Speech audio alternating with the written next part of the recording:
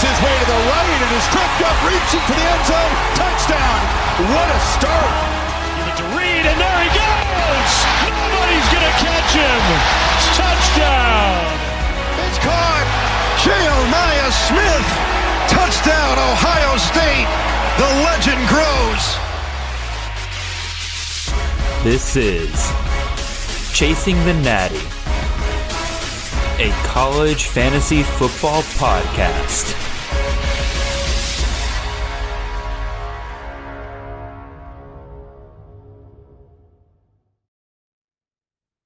All right, welcome in everybody. It is Sunday night and you guys know what that means. It is time to do some CFF drafting. We are here with another 30-round draft for you guys tonight. I have my microphone on. You guys should be able to hear me this time. No auditory issues this time.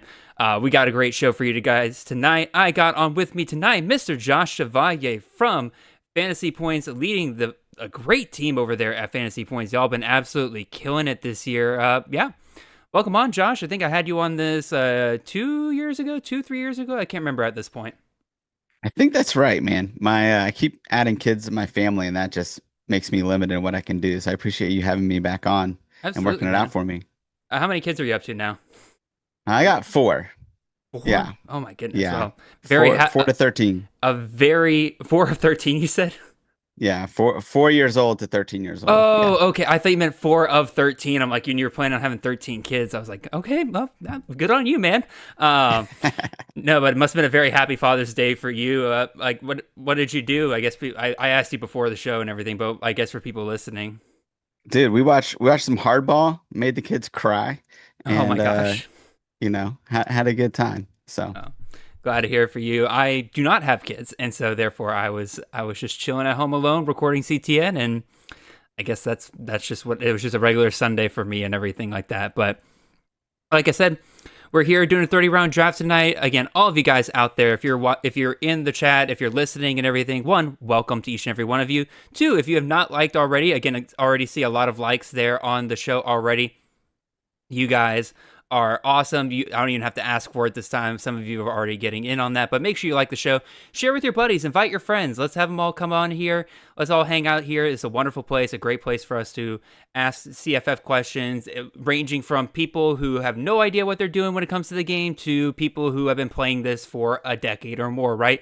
We're going to answer as many questions as we can tonight. Speaking of which, if you have not already, if you got questions, go ahead and drop them in the chat. We got about 5 minutes here before this actual draft gets started here, so we'll try to answer some questions ahead of time if you guys have it. I do think that Michael Batkins, he says, thanks for your hard work.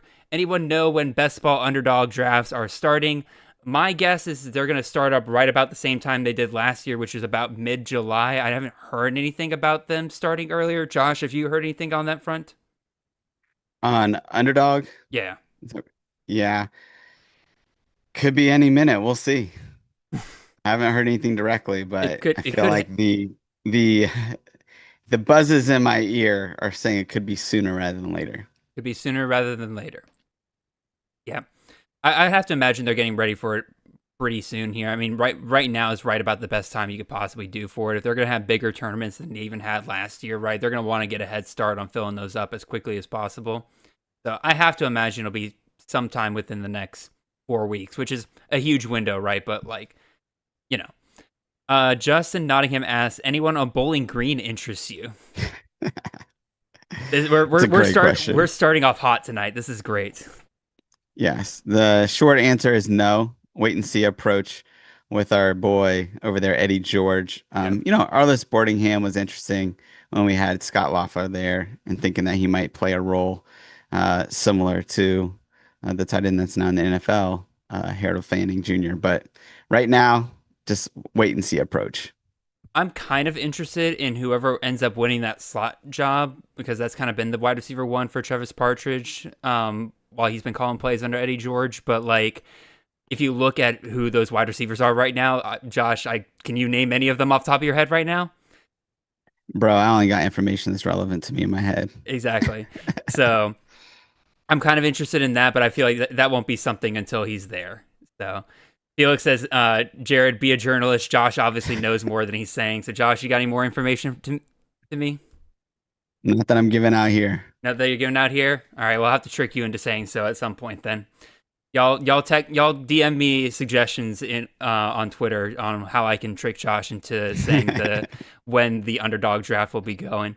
Speaking of draft, I'll go ahead and throw the draft up on the screen here. You guys see yourself there in the chat. You guys are part of this show as much as we are, so we want to, again, hear from you guys. If you got questions, let us know. Josh, I'm at the 1-4 today. You are at the 110, I think? Yes, 110. Yeah. So you've done plenty of drafts this year so far. Where have you mostly been drafting out of, and what do you like about drafting at the later round or later part of the round?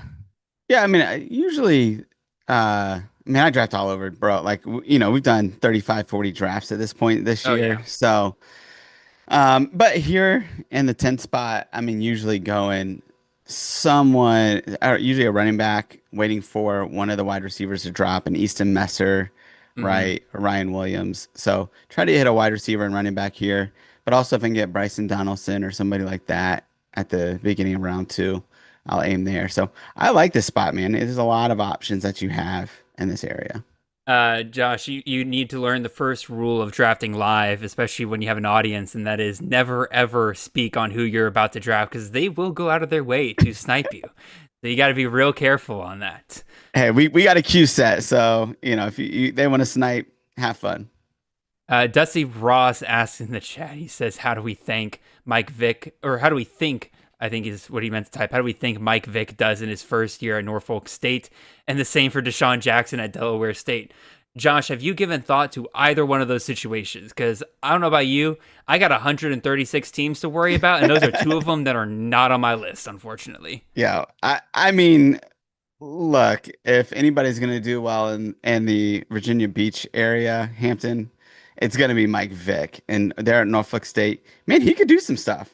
I mean, the dude's a legend in that area. That's where he grew up. So if he could recruit, but, it's not going to be Jackson State Deion Sanders, I don't think, unfortunately, because he doesn't have Travis Hunter and Kevin Coleman and, of course, his son Shador Sanders coming there with him. Yeah, he didn't get 4 stars to commit right off the bat to a program where they would easily dominate at, for sure. Yeah. But again, it'll be fun to see if this becomes like a trend in college football, if more of these former players are given shots at these programs and just relying on the name brand a little bit. So yeah. All right. First round is underway here. Desmond Reed, Jeremiah Smith off the board. No surprise there. If I had to guess, yep, there it goes. Darius Taylor. I was hoping I might get lucky there. So now I got a choice between 2 guys here that I haven't gotten a ton of opportunities to grab this year. Because I don't know about you, Josh. You said you've been drafting all over the place. I've been unlucky. Not unlucky because I like drafting there, but I've been stuck on like the back end of drafts so much. Yeah. So I think I'm going to try something different tonight, actually. I think I'll go a little bit wide receiver heavy, and I'll go ahead and take Jordan Tyson here. I think Tyson and Smith are kind of in a tier of their own when it comes to wide receivers this year. Josh, would you say that? I mean, I'm still on the Easton Messer train, with the potential of 150 targets there. Yeah. I would put him with them as well. But look, man, when I was first starting off earlier this year, Jordan Tyson was my wide receiver 1. Mm-hmm. So I love that pick. I mean, I think he's a guy with, the quarterback over there, Sam, that he's just going to get a ton of targets there. And so it's hard to say that he's not going to kill it.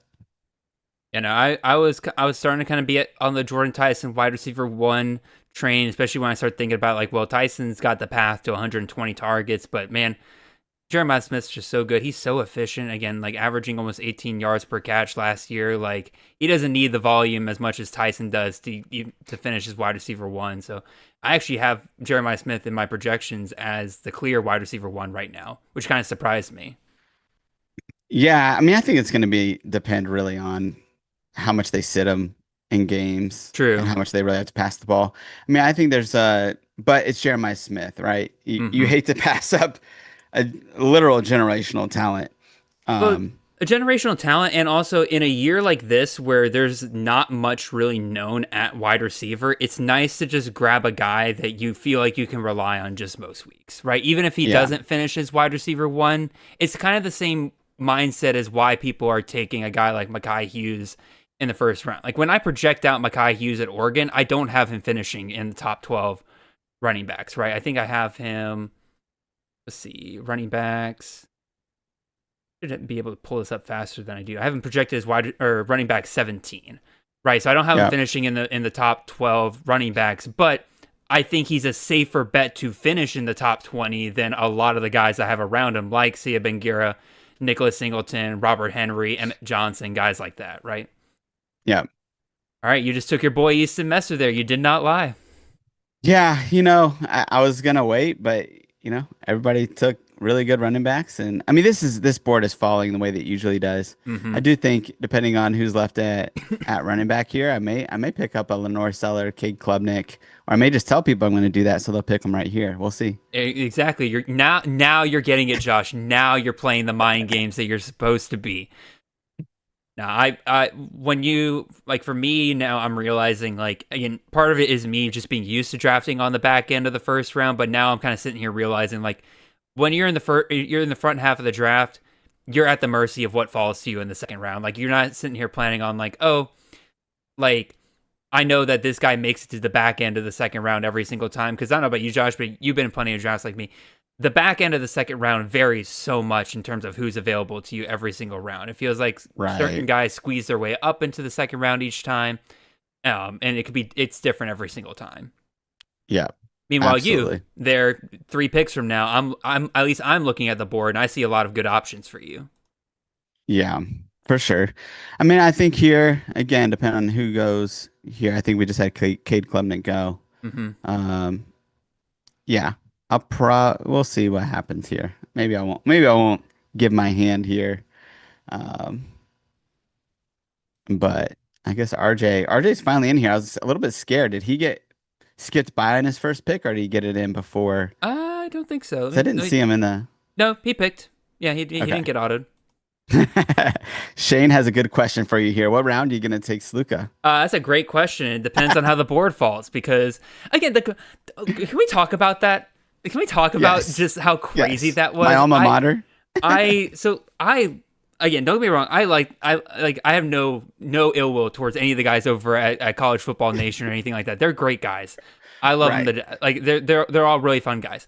That was one of the most wild things I've ever seen, where a company that was not my own took a quote from my podcast, made a graphic out of it, and was putting me on the same level as guys like Joel Klatt and Paul Feinbaum, because that's who their other graphics are of. And for a take on no offense, but a G5 program, right? But the crazy thing is that's their most interacted tweet in a long time. So clearly it did something right. It was funny. For those that don't know, I got quoted by College Football Nation for my quote on Matthew Sluka, where I just said I don't think he's traditionally a great quarterback. Oh, there's Chapo. He just took Sluka before there was even a chance. That's funny. But I just the context was I was talking about the idea that if Barnett's healthy at some point in the season, he could take that job back over from Sluka, because Sluka can't pass worth a damn, right? But they just left all that part out, and they were just oh, Jared thinks he's a bad quarterback, which, again, technically I do, but at the same time, right, it's not like I'm trashing the guy. I have no ill will towards Sluka. But yeah, that was wild. Yeah, I mean, we don't care that Quentin Flowers wasn't a good QB back in the day. Exactly. I mean, the dude put up fantasy points. That's all we care about. Exactly. Good.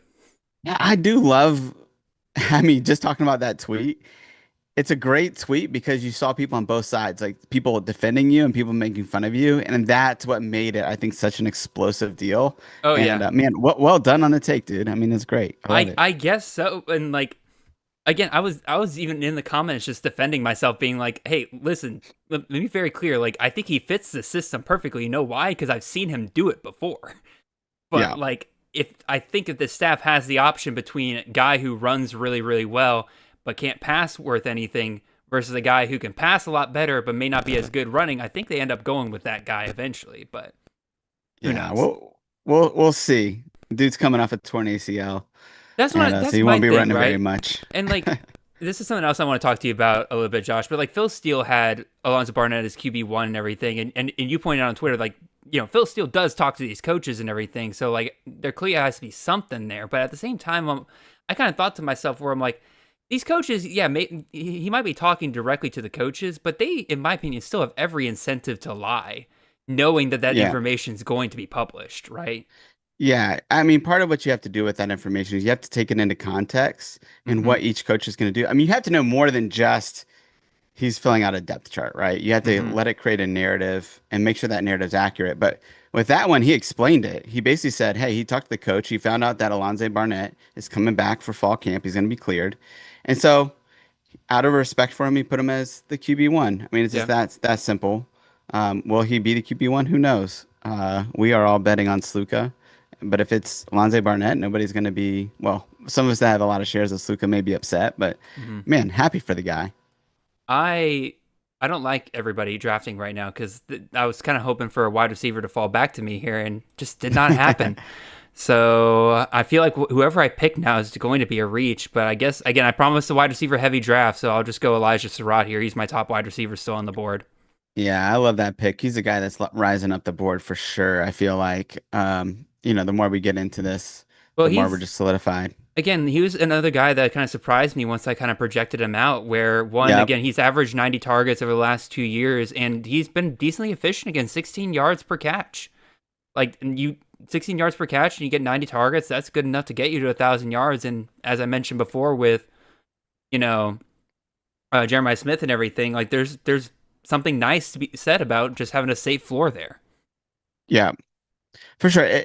And look, nobody cares about your largest rat pick. We all want to talk about your Trey Wisner pick. This is the first share I've seen you have in a draft with you, but you said you were going to pick him in the round two, and here we I are. You I picked him in round two. Let's go. it's Explain it to us. okay. I will, because again, like I'm with you, by the way. yeah, it's something I just kind of thought of the other day, where I realized where I kind of had him in my rankings, and he was kind of rising up as I kind of in my rankings when I project out, I like have like a confidence like meter that I give them and everything, and that brings their projection up and down.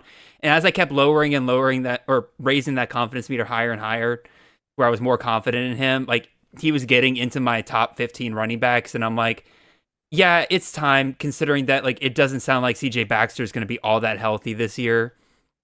He's on the same that makes Wisner on the same level as guys like Jaheim White, Bryson Donaldson, Damon Claiborne, right? If he's going to be the Steve Sarkisian RB1, I have to take that chance when I can early in a draft. Yeah, and there's no, I mean, what are we talking about? Jarrett Gibson as the RB2-ish, right, to start the year. Maybe Exactly. Christian Clark coming off an Achilles. I mean, there's just no competition. We saw Wisner really at his floor last year. Mm-hmm. I mean, he was just learning how to play the position still. They love him there too, the coaching staff. It really does feel like a young Jonathan Brooks. And I think we could really see a huge year from him this year. So I love that take. I was loving being able to get him in the 5th round. And then look, I would go in the 11th round to pick up CJ Baxter and call it a day. And now we're getting more information that we don't have to do that. We can just go on Wisner. All right, we got a question in the chat here. Josh, you're about to be up here. I'll let you actually pick this pick, and then your Bryson Donaldson pick there as well. Yeah. Let's see what I'm gonna do here. I'm just gonna I guess I'm gonna go Caden Durham. This is just my boy. This is a little bit later than he usually goes. I did notice that. I mean, any kid that is running 10 to 100 meter is just super fast at 200 pounds. Mm-hmm. I love him. I'm hoping they give him more carries, but I mean, there is some concern there with the LSU offensive line. They weren't even good last year when they had 2 pretty high level NFL draft picks. And so we're hoping they're better this year. But Caden Durham is just a talent. And I think before that toe injury, he showed off really what he could do. And hopefully he'll come back this year and be able to replicate his production pre-injury. And then Bryson Donaldson, look, heavy system, should be really good. Even if he's splitting carries in any way, I think he'll be productive there at Fresno State. Yeah, Caden Durham was another guy that I was kind of, because I was like you, I was kind of worried about that volume at first, right? And I've got him projected at 165 carries and 35 targets. I'm like, okay, that's not, bad volume per se, but it's, it made me worried that he wouldn't be worth being picked this high. Well, lo and behold, put the projections in, and he's coming out as my RB14. So I think you got a great pick there, especially with how quickly running backs are coming off the board. And Bryson Donaldson, I was our RB22. A lot of that has to do with two things. One, again, Fresno State does play only 11 games this year. So like that does kind of bring down his ceiling just a smidge there. And then two, Josh Davis, the offensive coordinator there now at Fresno State, his top running backs have been beasts, don't get me wrong, but they rely on efficiency, right? Because his top running backs have averaged only 175 carries through 12 games. And that does kind of limit Donaldson a little bit because Donaldson he averaged 6.1 yards per carry last year. Oh, it's receiving. That's the thing really holding him back. He only averaged 4.2 yards per catch. So Yeah, not a lot, but that could have been. I mean, it's a pretty small sample size in his catch. I like the fact that he had he had a ton of catches in the last few games of the year. he did, but it just wasn't very efficient. Yeah, I'm gonna talk to this pick real quick. I'm gonna go either Trayanum or Carson here. I love Dylan Carson's potential there, right, as the B back there in that system. But Trayanum, man, I just got a soft spot in my heart for him. I mean, he's really full circle narrative of this kid that started off so good at Arizona State, went to linebacker at Ohio State, came back, played some running back, and then went to Kentucky. And now, look, I'm going to train him. Toledo, I think he's going to ball out. We've seen running backs do it there before. I think he's back in his home state of Ohio, and I think he'll be a really good back in that system and an offense that should be really good. I was a little worried about us as a CFF community just kind of latching onto him and being like, oh, well, Power 4 guy going to a G5 program, he'll just automatically be a beast there. But then you start listening to the beat reporters, and then the G5 Hot podcast recently, the guy was just gushing about Trayanum. And I'm like, okay, I think it's time to start moving him up a little bit. It seems like they're fully ready to give him the Brian Koback treatment. Yeah. Jared, I'm right there with you. I was same caution that you were having. And I've just been picking them pretty much with a lot of peace ever since the G5 Hive podcast. Shout out to those guys. That was a great podcast. And we know that Kyle is really plugged in there at the Toledo Blade. So, whatever information he's giving us is going to be really good. So listen to that podcast too. But the big thing coming out of there is Trayanum is going to be the guy at running back. So it's good. Couple of interesting picks here. In a three out of the last four. Oh my God, it's like flying by now. I'll take the other guy that you were considering there. I wanted Wayman Jordan. Yeah, go ahead. Felix sniped me there, but I assume McCutcheon. I assume that's a placeholder for Emmett Mosley. Yeah, let's just assume that. And then Eli Stowers this early. I don't think I've seen a tight end go off this early recently. Zach Palmer-Smith, I assume we'll want to touch on that. Before we get too far, though, I do want to answer questions in the chat because people are asking them. So I'll ask you real quick, Josh. Alan Rust in the chat asks, why is Jaden Mayava ranked so low and getting drafted so low? Plays in a good system, easy schedule, and played well last year. I fully agree. I mean, I've probably have I've gotten a ton of shares of Mayava. He's my QB 13, right? Again, it's a Lincoln Riley quarterback at the end of the day. That's a system I'm willing to buy into. How do you feel about Mayava? Yeah, I mean, look, he should be able to keep that job, but he has just a ton of turnovers.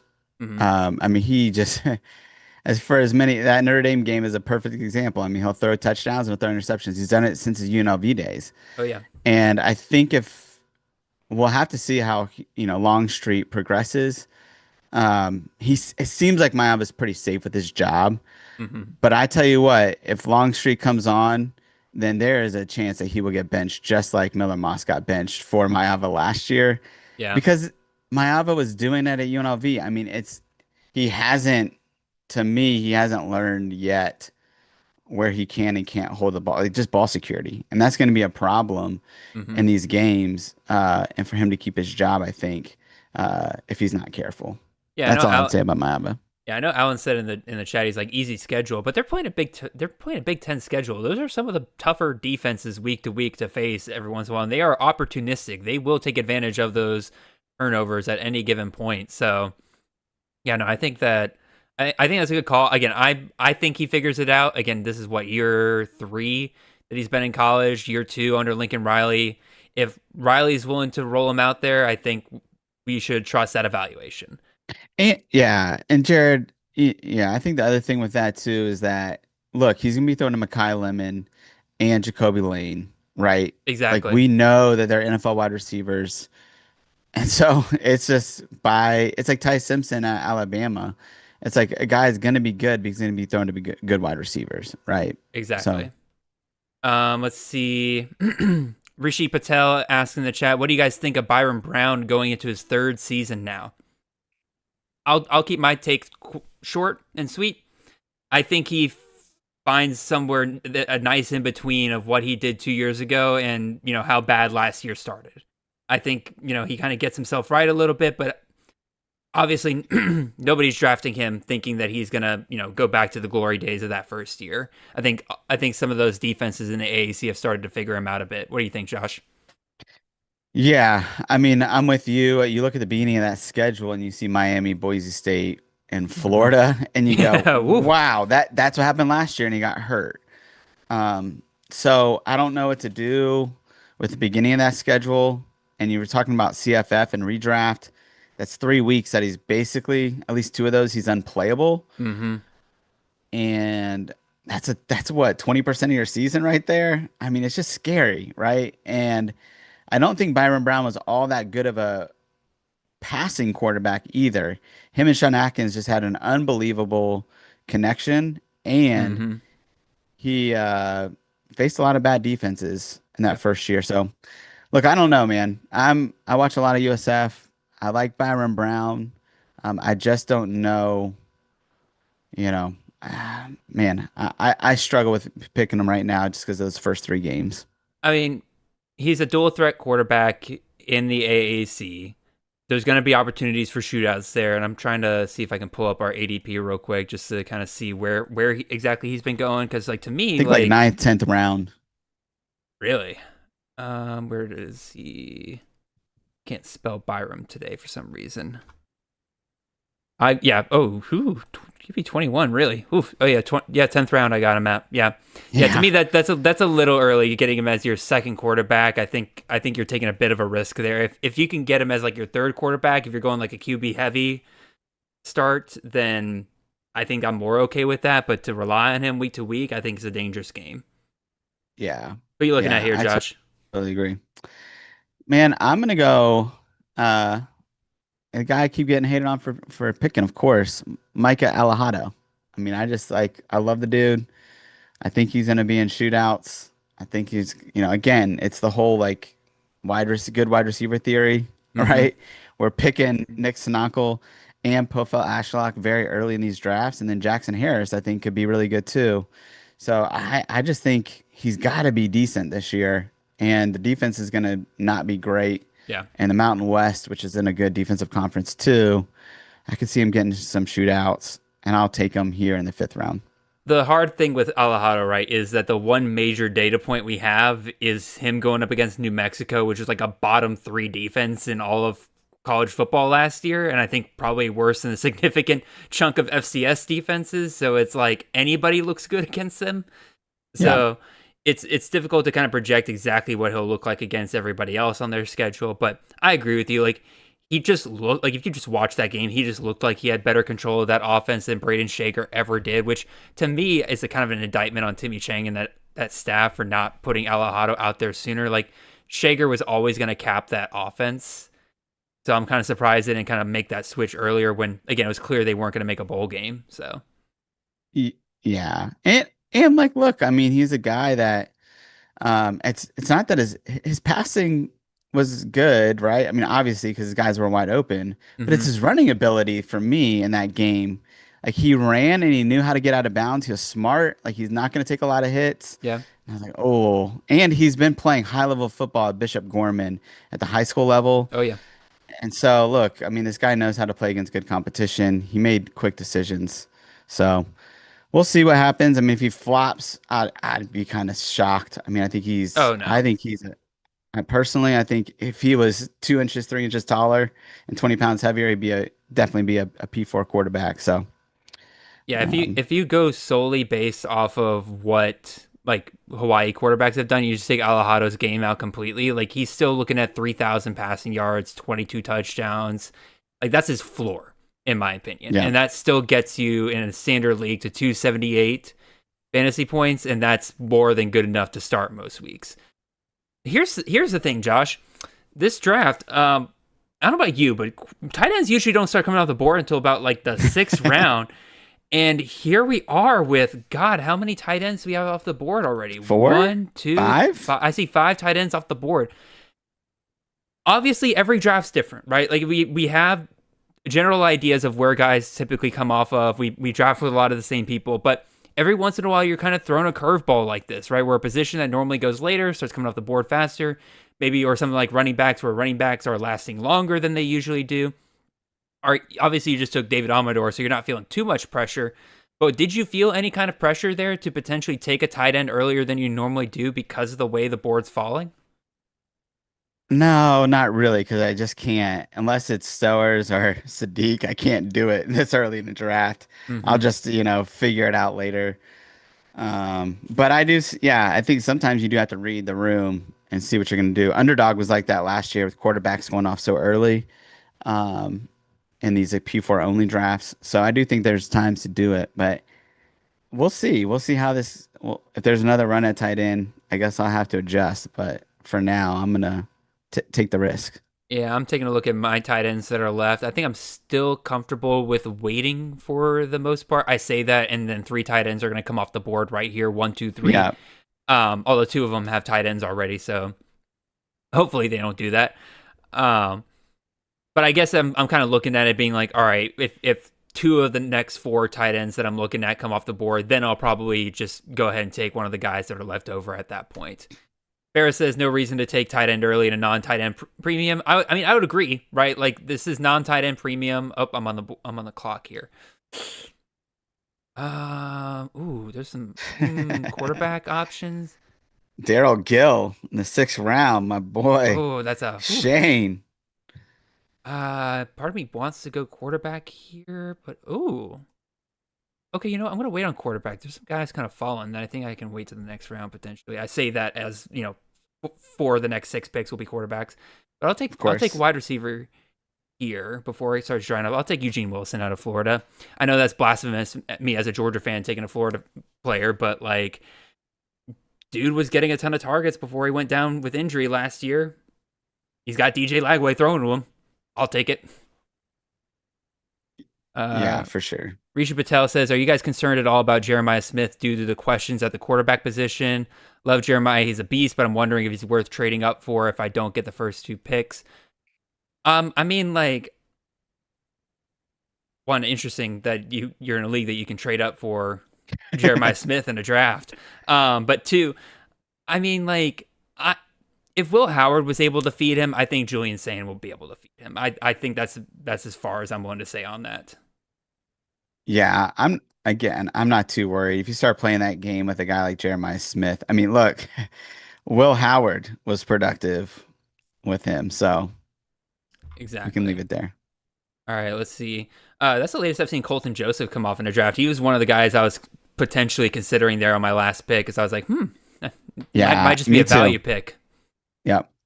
But there's apparently he hasn't been named the starter. I don't know if you've read up on that or not, Josh. But apparently, like that what's the guy who started the bowl game? Is it Quinn Henicle? Yes. Yeah, bro, that dude is. I watched a ton of his tape coming off him. I really like him a lot. But oh man, that'd be crazy if he got the job. I have a few shares very early on in best balls, and I just stopped doing it. Yeah. So now I'm gonna look like an idiot. But I mean, Quinn Henicle, man, that dude he can run. But my thing is, like, I feel like if Colton Joseph had even a whiff of that he wouldn't be the starter, he would have transferred, right?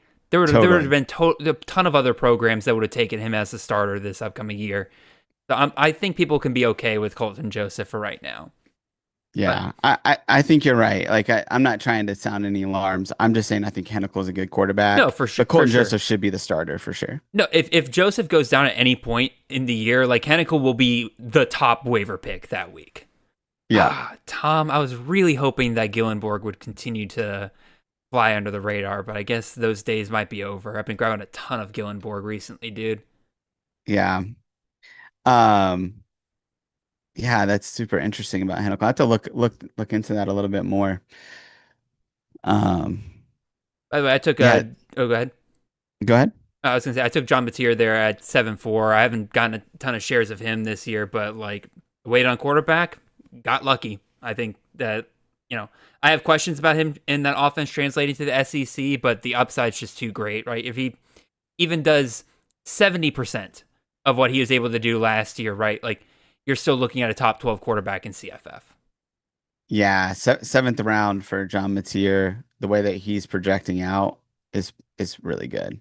I like that pick. So I am gonna go tight end here because I'm just running out of the.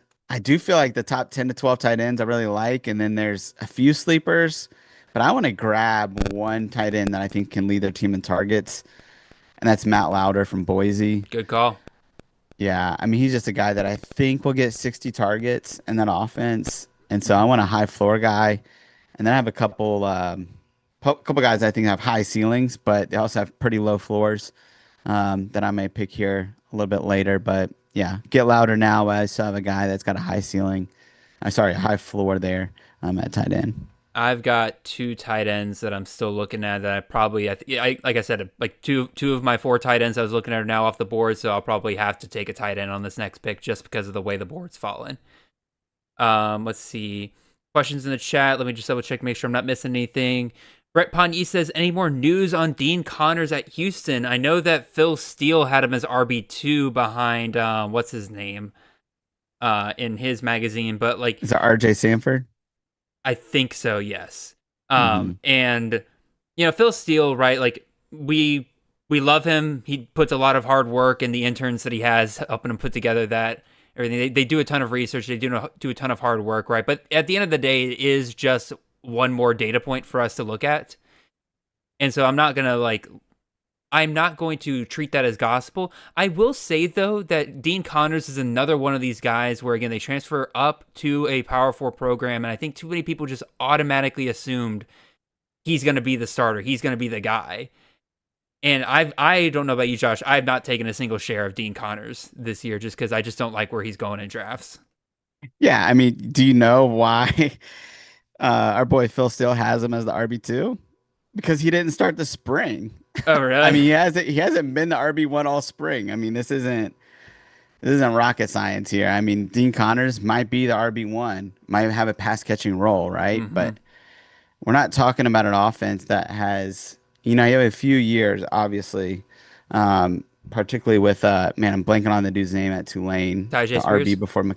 Yes, he had the Spears years, but you don't have like these crazy years. There's a lot of RBBC there for Slade Nagel, the OC there at Houston.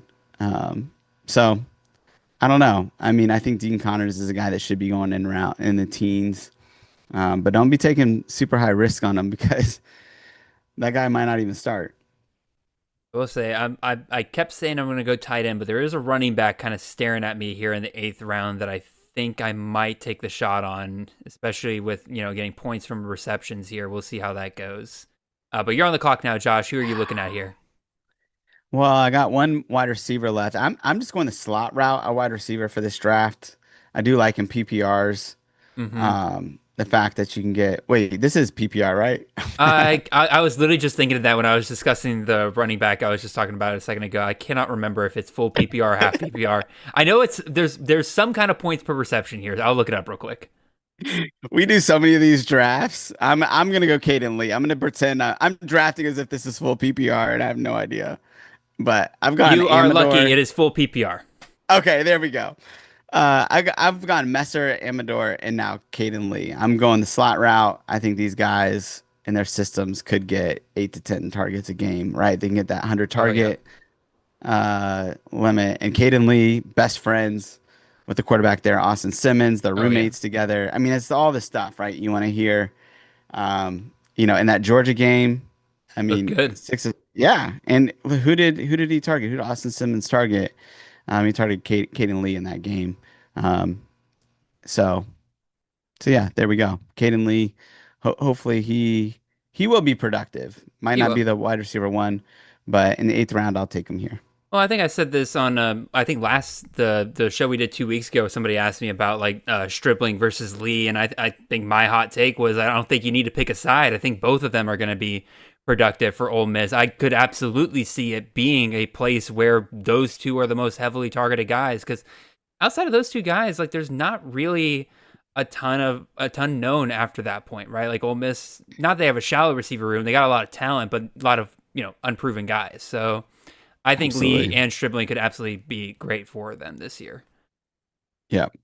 Let's see. It's coming up on my pick here, but I will say I don't know if you guys heard my timer or not, but my timer just went off, and that means it's time to tell all of you out there that are listening that if you have not liked the video, please go ahead and do so. Make sure that you are sharing with your friends and everything. We got a lot of people listening and watching tonight. Always love to bring in new people, have them ask new questions. I love some of the new faces I'm seeing here tonight that are providing us with really good questions here tonight. So Rishi, Dusty, you guys out there, you guys are asking, or Ferris, you guys are asking really good questions tonight. So I appreciate you guys. And some of you old timers who've been with us for a while, like don't be afraid to ask questions yourselves. Again, I know you guys are doing a ton of research, so hit us with names, hit us with players that you like. Josh, you look like you're concerned about a pick that you just saw. No, that's just me squinting because I'm old, bro. But Gotcha. I will say, Adam Randall, dude, Ethan's a baller. So this is not a shot at Ethan at all. But man, I really think Gideon Davidson can end up the RB1 there sooner rather than later. And I'm not convinced that Adam Randall is going to be the RB1 there for very long. It's almost entirely based on the idea that he has that wide receiver eligibility, right? Because like even if he's not a workhorse, but he's just the lead back for Clemson, right? Even if he's not hitting Phil Maffa or Will Shipley levels, like that's still going to be more than good enough to start at wide receiver, right? So I think that's kind of that's kind of the deal there. There's a couple of guys this year that are like that. Julian Gray at Liberty. I've been throwing out Javen Jacobs at Utah State, right? Like they got to have somebody else there, and he's got wide receiver eligibility, so he might be worth a shot late rounds. I took Emmett Johnson, by the way. You're talking about PPR. This dude might lead the country at running back in receptions this year. So I saw him fall in there in the 8th round. Again, I'm rolling the dice here a little bit on tight end a little because I told myself I'm going to take a tight end. If one of these next two picks, here I am. Took Johnson, took McCown. McCown's a value pick there. I haven't seen him go this late in a while, so I just went ahead and grabbed him. Yeah, and look, that's a great value there. I really love it, and I think you're good at tight ends. So I think there's still 3 or 4 tight ends out there that you can really rely on. I mean, it's just so deep this year that as long as you don't get just completely shut out of any of the top guys, is Caleb Cunningham? Is that That's a true freshman. Yes, but is that a? Don't think it's a placeholder. Chapo, Well if you're done, listening, Chapo. Chapo, if you're listening and everything, let me know. Is that a placeholder for anybody? That sounds so insulting if it isn't. No, I mean, but give us your reasoning in the chat. I mean, we just haven't seen him drafted that high, and obviously he's talented, right? Oh yeah, he's a top 3 receiver, I think, in this class in terms of how he is ranked on 247. So. All right, got a couple rapid fire questions here for you, Josh, before it comes on to your next pick here. Jaleel Farouk, is he the wide receiver 1 at Maryland this year? Yeah, if he's not, then who cares who's the wide receiver 1 there?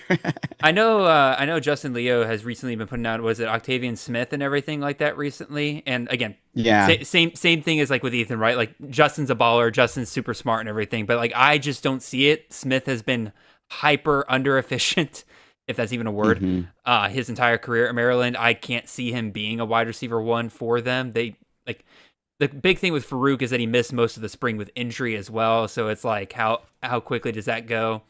Does Mike Locksley even make it the year? I have no clue. Yeah. UNC and Bill Belichick. Dusty says, does he completely bomb? I'll let you take this one first, Josh. Or you're picking right now, so who are you picking?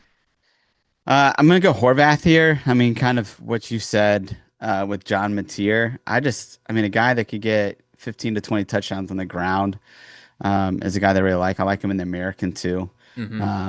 So obviously injury risk. RJ, the other guy in my queue was Kentrell Bullock. So well done, sir. You got me there. That whole Bill Belichick thing. I'm a culture guy, and gosh, that sounds such like a football dude. Just saying culture guy. I don't know, man. I don't see Belichick lasting there very long. Maybe there's some North Carolina guys in here that can correct me, but that whole thing seems like a crap show for sure. I think so, but here's my, and again, I don't have much to back this up on, but Freddie Kitchens was the running game coordinator there, and he was promoted to offensive coordinator and everything. There was some continuity between the old staff and the new staff with that, and part of me kind of wonders with Belichick being distracted, shall we say, if it's really not Freddie Kitchens who's running that show, and that'll kind of provide them a little bit more stability than it kind of seems on the outside. So I'm kind of okay. I mean, like David Gauss, again, I don't want to throw names out there because I know people will draft them, but like he's a guy that I'll be looking at within these next couple of rounds just because of his connection with Kitchens and what they were able to do with Hampton. Do I think he'll be Hampton? Obviously not, because I'm not drafting him at the same level I drafted Hampton. But still a guy that I'm looking at. I think that situation will be better than most people give it credit for just because of that. Or it could be like Ed Ogeron his final year at LSU, where they can't overcome it. Oh, yeah, for sure. Hey, the Caleb Cunningham pick, Dusty said that was his son picking, and he picked the wrong guy. Okay. Well, does he have a guy that props he to wants your son for knowing who Caleb Cunningham is. That's all that matters. But does he want another guy? Yeah, Chapo, if you wanna put it in the YouTube chat, or did you put that in the YouTube chat? Yeah. Yeah, Dusty, if you wanna send me another guy, I can swap him out for you. Obviously, it's just got to be somebody who hasn't already been picked. Yeah. All right, Josh, your pick here, man. What you got? Okay, I'm gonna go Malik Sherrod here. I'm still a Sire Gaines guy, and so I'm not changing on that. But obviously, we know about the injury question marks with Sire Gaines at this point. Mm-hmm. And so if Malik Sherrod is the guy, I mean, everything there in camp has been completely awesome. And to a point where you just can't ignore it. 10th round is where, man, I just want to take some home run shots here. Oh, yeah. And so I think Malik is at least going to get 12 to 13 points a game, but he could be a 20 point a game guy at running back, particularly if Sire Gaines isn't healthy. So I'm going to take Malik Sherrod there. I'm trying to avoid guys in the first 10 rounds that, miss spring. So, like, Sire Gaines is just off my board, considering that, that's where he's typically been going. But I've been loving taking the shot on Malik Sherrod later on, though. I think there's a decent chance that he could be the RB1 this year.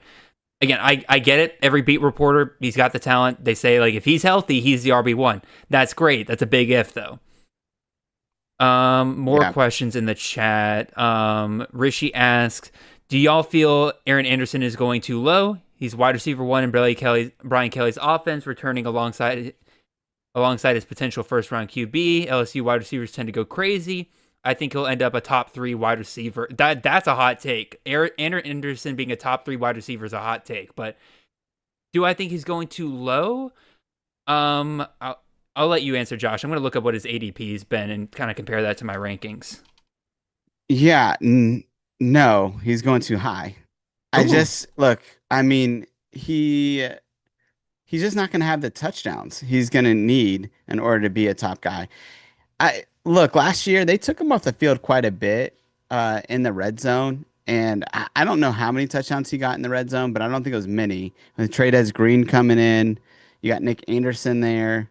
You have guys that I think they're going to do some jumbo packages in the red zone and get Bauer Sharp and Trades Green in there, Nick Anderson, Barry and Brown, and Aaron Anderson's going to be off the field. So he's going to have to score touchdowns outside the 20s.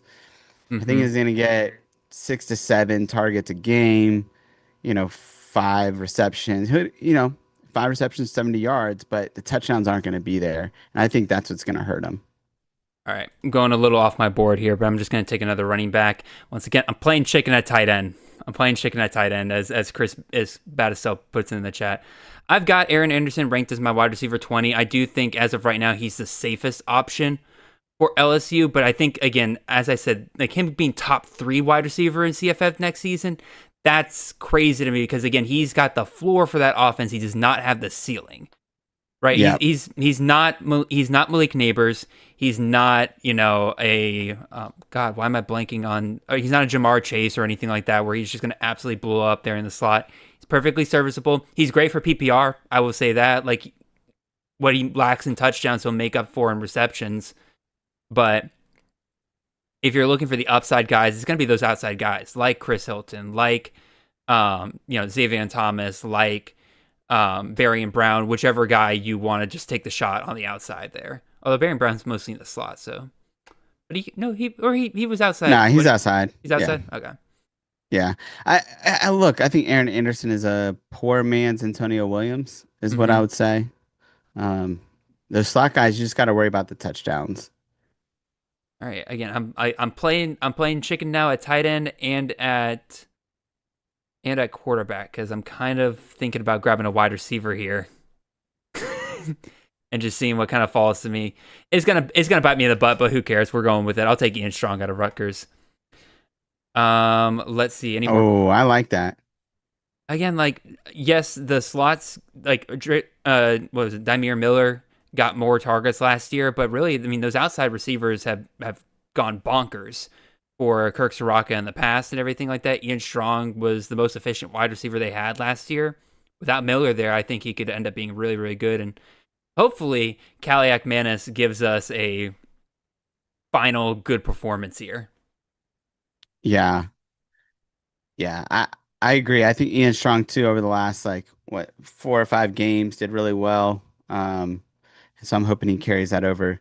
Elliot had a nice little stat in the chat. He said Aaron Anderson had a sub 10% red zone rate in 2024. I Ooh, don't know. nice. Maybe Elliot could tell us if that's target rate or is that snap rate, but that's an interesting stat for sure. And I don't know how that compares to other wide receivers, but our boy Elliott over there coming up with red zone targets and red zone touches.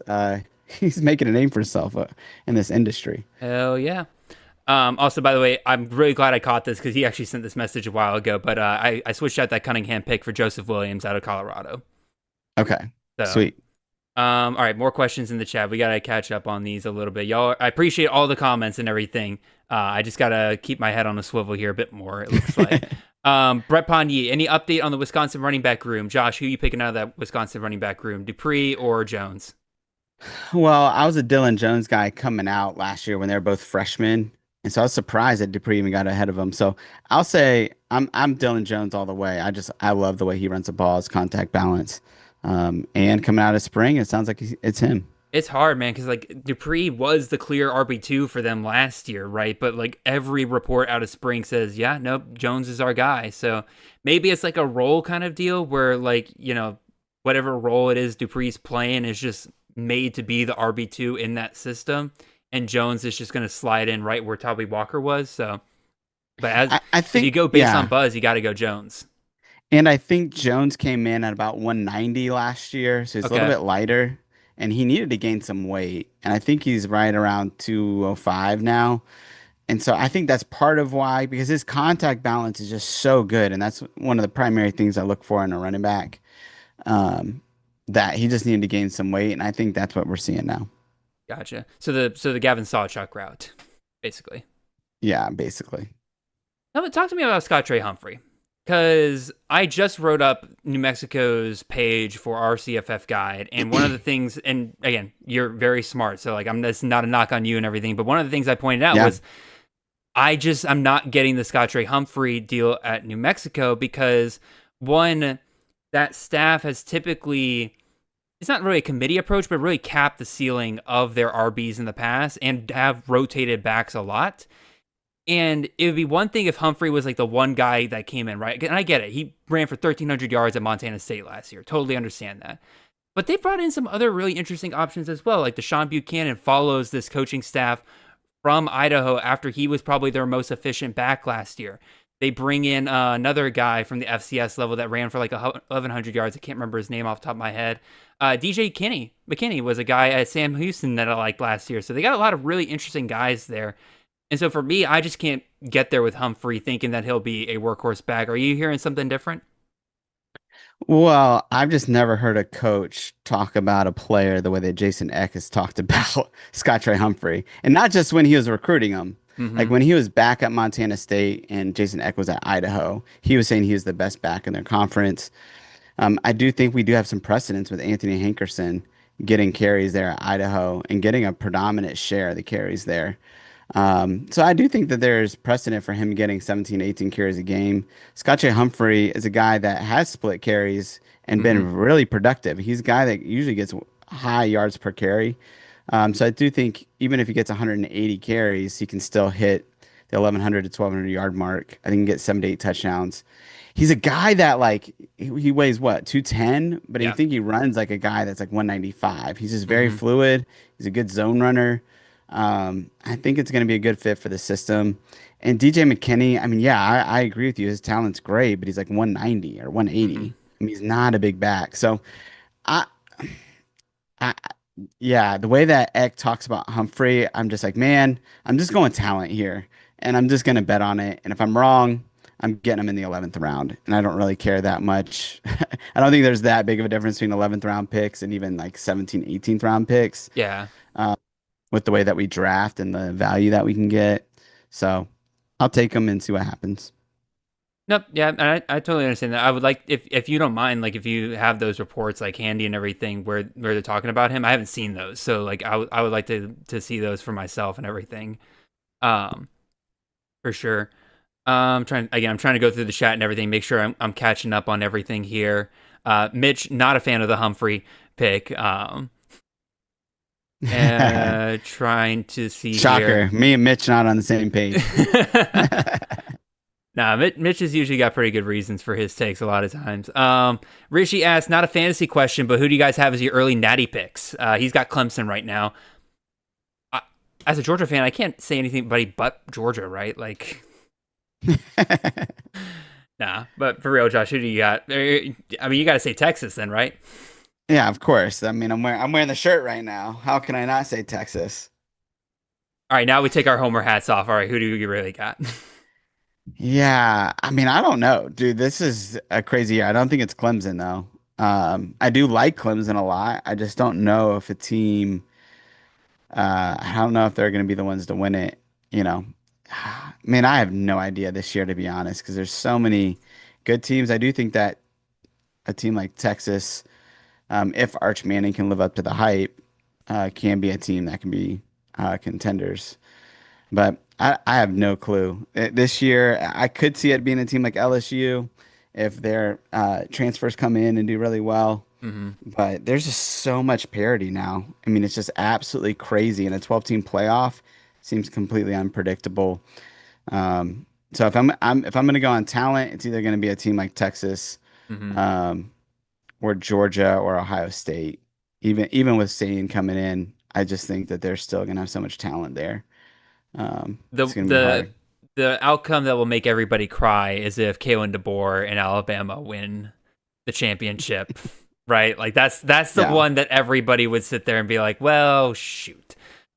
All right. Do I end my chicken run here at tight end finally? I guess so. I'll take one of my upside guys. I'll play system. I'll go Luke Reynolds there at Penn State. He is tailor made to slide right into that Tyler Warren role. Do I think he'll be Tyler Warren?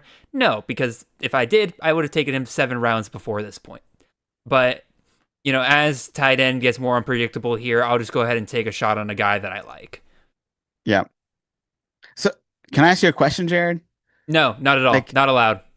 good. So I'm gonna ask it anyways. Uh, I've seen two different reports. I think it was like Phil Steele and the summer school cover three had Dinkins as the tight end one.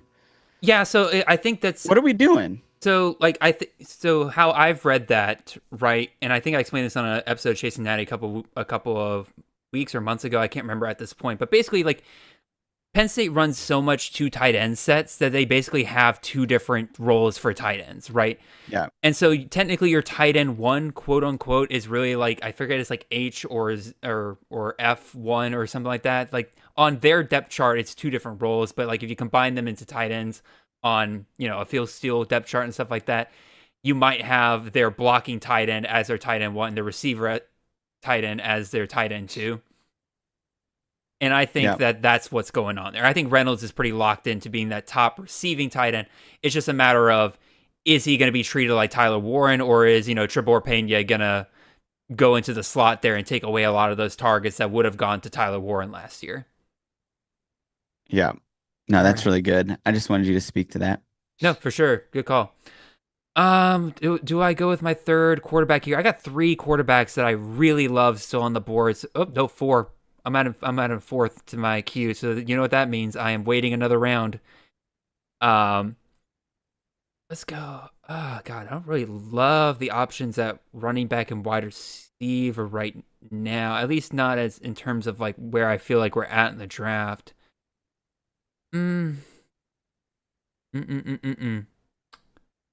We'll go Coy Eakin. Haven't got enough shares of him. Just grab a piece of that, left switch offense there. He'll play in the slot, which is where Joey Hobert's been the last couple of years. I'll take it. There goes one of my quarterbacks. That's one. Let's see if they get the other three. That's awesome. That's the game we play. Let's see. Let's see. Any comments in the chat? Just double checking here. Go ahead. I thought Mitch, he said, I can't even, like, waiting on QB is the jam. And I really like that. I mean, waiting on QB is something that you can do in these drafts. Oh, yeah. We've been doing this for a long time, and you're still able to wait on QBs, and to get Maava, Reed, and Gleason for Shane in rounds 11 through 13 is great. I mean, you look at Ethan, Hoover, Jennings, Poffenbarger. He can come back around with Mestermaker here in the next 3 or 4 rounds. I mean, all those are really good picks. I mean, even those were just your top 3 quarterbacks. That'd be great. I agree. Again, Mitch just called out, Shane getting Gleason, Reed, and Maava there. That's a dream quarterback trio right there. If you're going to wait on quarterback, I think that's a great. That's using the strategy to perfection. My quarterback picks so far in this draft have mostly just been value guys, right? Like I see a guy falling later than he normally does, I'll scoop him up. Now I got a share of him. Pug, just to expand on your question, he asked how many QBs is this, 2 or 1? It is 2 QB, and I'll go ahead and list out the rest. It's 2 running back, 3 wide receiver, I believe 2 flex, and 1 tight end, and then 30 rounds. So 30 players on your roster. Mitch says Concepcion seems like an overhyped has-been. I don't see him leading the Aggies. What do y'all think? When I projected out Concepcion, he did not project out well. For Texas A&M, I'd rather take the shot on Mario Craver. I would say I think I'm just out on Concepcion this year. Not that I don't think he's a has-been. I don't think he's a bad receiver per se. I just don't think he's in a spot that's really going to help him. I think his transfer was a bag transfer. Yeah. I actually think, I mean, you look at those 3 wide receivers that could potentially start, right? Bussy, Craver, and Concepcion. That's an awesome room for somebody like Marcel Reed's skill set. I mean, they could just, totally cannibalize each other's production. But I think if you're looking at Marcel Reed, like, man, that kid could be really good this year with those 3 guys because they're all have the chance to be pretty explosive. And Concepcion could be a safety blanket, so to speak, for Marcel Reed there. He could very well be, but I think Ben's got it right in the chat where it's probably not going to matter who leads the Texas A&M wide receiver room. Right, like it's like Marcel Reed. Like you look at his stats and everything. He's not a quarterback that you look at and say this is a guy that can support multiple wide receivers. This is not a Nussmeier. This is not a Julian Sayin who could throw for 3,500 yards at Ohio State. This is a guy that's probably gonna. If we're being honest, we draft Reed for the idea that he could end up with 600 rushing yards, not 3,000 passing yards. Yeah, and it's not only his skill set, but it's also the system. It's not a system that's going to support two wide receivers either. Agreed, 100%. Looking at the chat here, Rishi asked, again, not a fantasy question, but love to hear your thoughts on college football future, expanded playoffs, new NIL structure, the transfer portal, in favor or against it. I mean, it doesn't matter if I'm in favor or against it. It's happening. And my take is that we all know what's happening. It's a couple of bigwigs at the top who are trying to trying to optimize the sport to make it to where they earn as much money at the end of the day that they're special, like the people who run these programs line their pockets at the end of the day. That's what they're trying to do. They're not actually concerned about whether it'll actually impact or benefit or detract from the sport at all. We'll see over the next couple of years. I think we'll very quickly learn whether or not people will get tired of this new format or not. I think people are getting real ticked off though that we went to 12-team playoff, and now within like 2 to 3 years we're already talking about 16-team playoff. To be fair, Yeah. what do you think, Josh? Well, just like coming from I was the FCS guy, going to JMU and seen 16 team playoffs for a long time. I love it personally. I mean, I think it's going to be really fun. I think from the CFF element, you could do a lot of different games within that, Mm-hmm. as far as from a formatting perspective, and that could be really cool. Um, and I don't know, man. I think the parity in the sport is really good, and I think this is all good overall for the sport. I think they need to do something with the transfer portal, uh, and just players being able to leave after a semester is just crazy. It's free Yeah. agency, and that's just not sustainable because people aren't going to watch it long term if they don't have players Mm-hmm. that they can really root for. Yeah, I think that's definitely part of it. To me, if I were to, I guess this is the extension of the question. Like, what would I do if I was supreme overlord of college football? I would reduce the playoff down to 6 to 8 teams, somewhere there. I think 12 is too many. Hmm. 16 is way too many. You're giving way too many great programs a third, fourth chance to win a national championship. Like, let's be honest. In any normal year, Ohio State losing to their biggest rival, a bad biggest rival, and losing to another playoff team should have ended their chance to win a national championship. But instead, we let a team with a very talented roster get another shot, and they just blew through the rest of the playoff. Right now, granted, they had a hard schedule to get to that championship, so I'm not taking anything away from their championship. But to me, like that did devalue the regular season at that point. So I make it 6 to 8 teams. I would get rid of the spring transfer portal window. I agree with you that like people coming in for one semester is crazy. It's made spring impossible for anybody wanting to get information because all the coaches are so dang paranoid about everything. And to be fair, like they're not exactly wrong. I mean, Zacchaeus Williams popped off for Utah in their spring game, and what did Lincoln Riley do? Offered him a bag. Hey, come play for us. Yeah. Yeah. No, you're right. And they're not wrong, and that's the problem. So it's hard to, yeah, right now it's unsustainable. And so I think you're right. At least taking away the spring transfer portal would be really good. But I think making people sign multi-year deals or something Or at the has very got to least be in there. making other programs pay for what like you do in the NFL, right? Or if a guy leaves his contract early, the new team's got to take on that contract, Yeah. right? By the way, Mitch, you guys don't always see eye to eye, but he did like your Devin Voisin pick there in the what was that, the 12th round? So, Yeah. Well, seeing any thank you, Mitch. other questions in the chat. Again, appreciate all the talk tonight. We got a great crowd here tonight. Appreciate all the comments and everything like that. Let's see. Mitch asks, "What's your take on the Georgia Tech wide receiver room? I think Rutherford is undervalued. I don't think that there is a wide receiver that I'm really that interested in with Georgia Tech. Again, Buster Faulkner comes and learned under Todd Monken. Todd Monken loves to spread the ball around. Buster Faulkner does the same way. He loves using players in unique ways. That's why Georgia Tech's tight ends get heavily involved, and it's not just one tight end, it's 2 to 3 of them on the field at any given time, right? So I think they'll spread the ball around too much for me to really love any Georgia Tech wide receiver this year. How do you feel about it, Josh? Yeah, I'm with you. I mean, also Haynes King isn't a quarterback that's going to support wide receivers. Exactly. All right. Ethan Sowers grabbing both Poffenbarger and Messenmaker. Well done, Ethan. I think he just locked in a top 10 tight end or tight end. Good Lord. Y'all see I'm getting tired now. All right, I'm going to grab my fourth quarterback here. Again, I love the quarterbacks falling here. I'm going to grab my boy Bryson Barnes. This is far too late for him. I'm surprised nobody else went and grabbed him.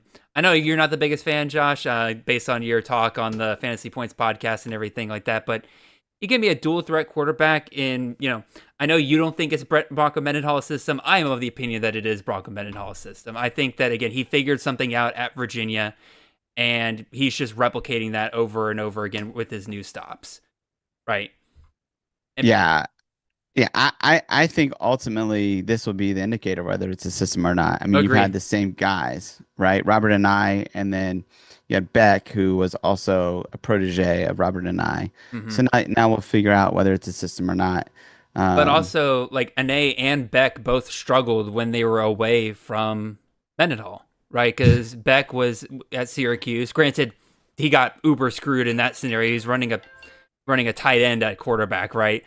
And then Ane just kind of fell apart at NC State, right? Now, again, I'm not saying definitively that, again, that means it's Bronco Mendenhall, but I'm saying it's a data point that tells me, like, maybe Mendenhall might be it.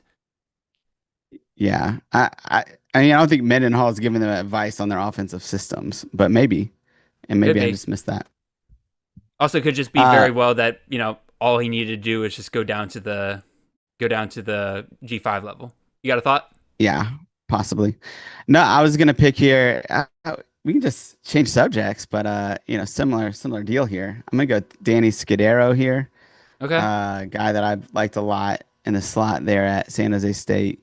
Um, and we'll see if he is the top guy there. Obviously, Matthew Coleman's coming back, but I think Danny Scudero again in these rounds, these teens. I'm trying to go after some home runs, and so Scudero is a guy that I've just heard a lot of buzz about personally, and so I think he could be a good slot option there at San Jose State.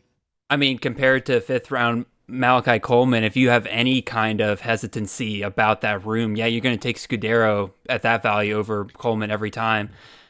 I can't remember exactly which beat reporter it was, whether it's Jackson Moore over at 247 or another one, but one of them interviewed Craig Stutzman, and he did name Matthew Coleman as one of the top 2 wide receivers.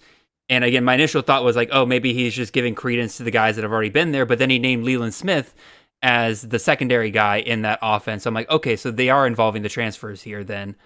So that makes me a little concerned about Scudero. I think what ends up happening is they run a lot of 4 wide receiver sets, and Scudero and Coleman eat into each other, and they're both fine for CFF, but neither one of them gets to what Nick Nash did last year. Yeah, I mean, they're both different wide receivers than Nick Nash. Nick Nash was a big slot. Oh, yeah. That's what they're trying to do with Malachi Riley and Trayshawn Hurry transferring out. They couldn't execute that. I will say Danny Scudero, one of the other interesting things that I haven't heard anybody really talk about is that he didn't play in any of the scrimmages because they were holding him out because he was just performing so well. They didn't want him to get hurt. And so, one of the things with spring ball, like in the spring game, he didn't play because they really like him.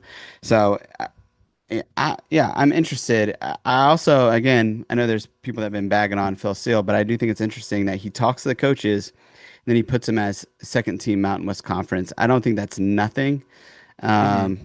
And I think it's more of a battle than people are giving it credit for. Personally, the way that where Coleman was going early on, which was round 9 or 10, I would have taken Coleman there, and then I would have taken Scudero in the 25th.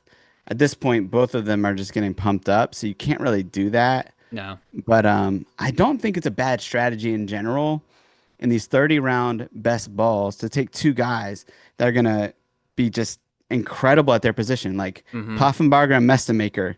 Do it. If you would have done it with Eckhouse and with Mateer last year, you would have had a gold mine at that position regardless, right? Exactly.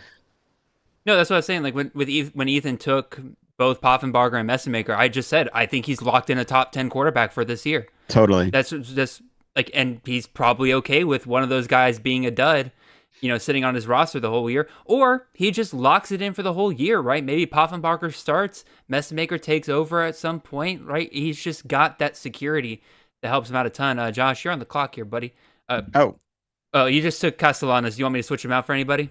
Nah, he's great. At the top of your queue? Yeah. Okay, good. Cool. No, I like, again, another great late quarterback option. I think that, I think people are kind of bagging on Castellanos a little bit too much. I know that he didn't perform great for college or Boston College last year, right? But he's reuniting with Gus Malzahn, the guy who originally recruited him out of high school. When a coordinator played to his strengths, Castellanos was great, right? It's just when Bill O'Brien tried to turn him into something that he wasn't when he kind of fell apart. So I like the Castellanos pick, especially second half of the draft here. Very well done. Well, and it's just a lot. Like when something is just so logical, like just go with it because, I mean, again, everything you just said, the guy performed in the ACC already. We know what he can do it at this level. They're going to be fighting like all get out for their job there at Florida State. So they're not going to go with a Yep. guy that they're not going to trust. And look, what did they put around him? They put big-bodied wide receivers like Deuce Robinson that have a really big catch radius for a guy that maybe isn't the most accurate quarterback, but he doesn't have to be when you're throwing it to guys that are that big. So I like it, man. I just I can't see Castellanos just totally flaming out the way that DJ did. No, absolutely not. Again, they like you said, that staff cannot afford that team to fall apart like last year did. They will be fired by the end of the year. So they're putting together a team that, again, they're actually playing to strengths this year. Little sneak peek for tomorrow's CTN and everything. I did a show on I call it last round wide receivers. Really, I'm talking about guys that you can get in like the last 5 rounds and everything. And Deuce Robinson was one of them. I think he's a heavily underrated wide receiver right now. He fits exactly what Gus Malzahn's been doing at that outside position recently. And Kobe Hudson's been pretty solid. Javon Baker was pretty solid in that system. Ryan O'Keefe was a little bit different because he wasn't as efficient as either of those two guys. But regardless, he was getting 80-plus targets. And so Deuce Robinson, former 5-star, he'll be the star of that receiving game. Oh, shoot, I'm on the clock. Wide receiver, running back, wide receiver, running back. Let's get a guy who's both, at least according to Fantrax. I'll take Julian Gray here. Nice. Hey, we got a question in the chat, What's and I that? thought this was pretty interesting from Baylor Bear. Jared and Josh, what do y'all think about Virginia Tech running back room? Doesn't matter for CFF. What are your thoughts there with Phil Montgomery coming in? They have been, beat reporters have been pretty clear that it's going to be a running back by committee. Right, if there's going to be a top dog, it's going to be somebody who has earned it over the course. It'll be a committee at least to start the year. They got several good options there, right? They got Harry Stewart. You bring in Braden Bennett. They had a guy already on roster. I can't remember his name off the top of my head. They're going to be fine at that position. So. All right. Hey, Mitch just said Pryor and Walker going in the same round. Evan Pryor and Tyree Walker from Cincinnati. Who do you have there in that running back room? My brain says Walker. My heart says Pryor. But I guess my brain, or you know what, Mitch, you'll love this. I'm on the clock here as well. I'll take another tight end. I'll take Seydou Traore out of Mississippi State. 50 targets locked in right there. Mitch, you'll love this. It's an eyes versus ears thing for me. My eyes tell me Evan Pryor. My ears tell me Tawee Walker, right? Tawee Walker is more experienced out of the two. He's been a workhorse back before. I doubt Cincinnati brings him in to be a secondary back. But my eyes tell me that Evan Pryor is the better running back. And I think he has the bigger ceiling. He's a pretty solid receiver out of the backfield. I think I still have to go with Walker. I think my rankings actually have Pryor higher, but I think Walker is probably still the better bet. If that makes sense. Yeah, totally. And Walker just keeps doing it. He's not that good of a running back, but for some reason, right? He's going to get you 4 yards a carry. He's going to get 18 carries for 72 yards and a touchdown. Exactly. Those touchdowns are really valuable in CFF.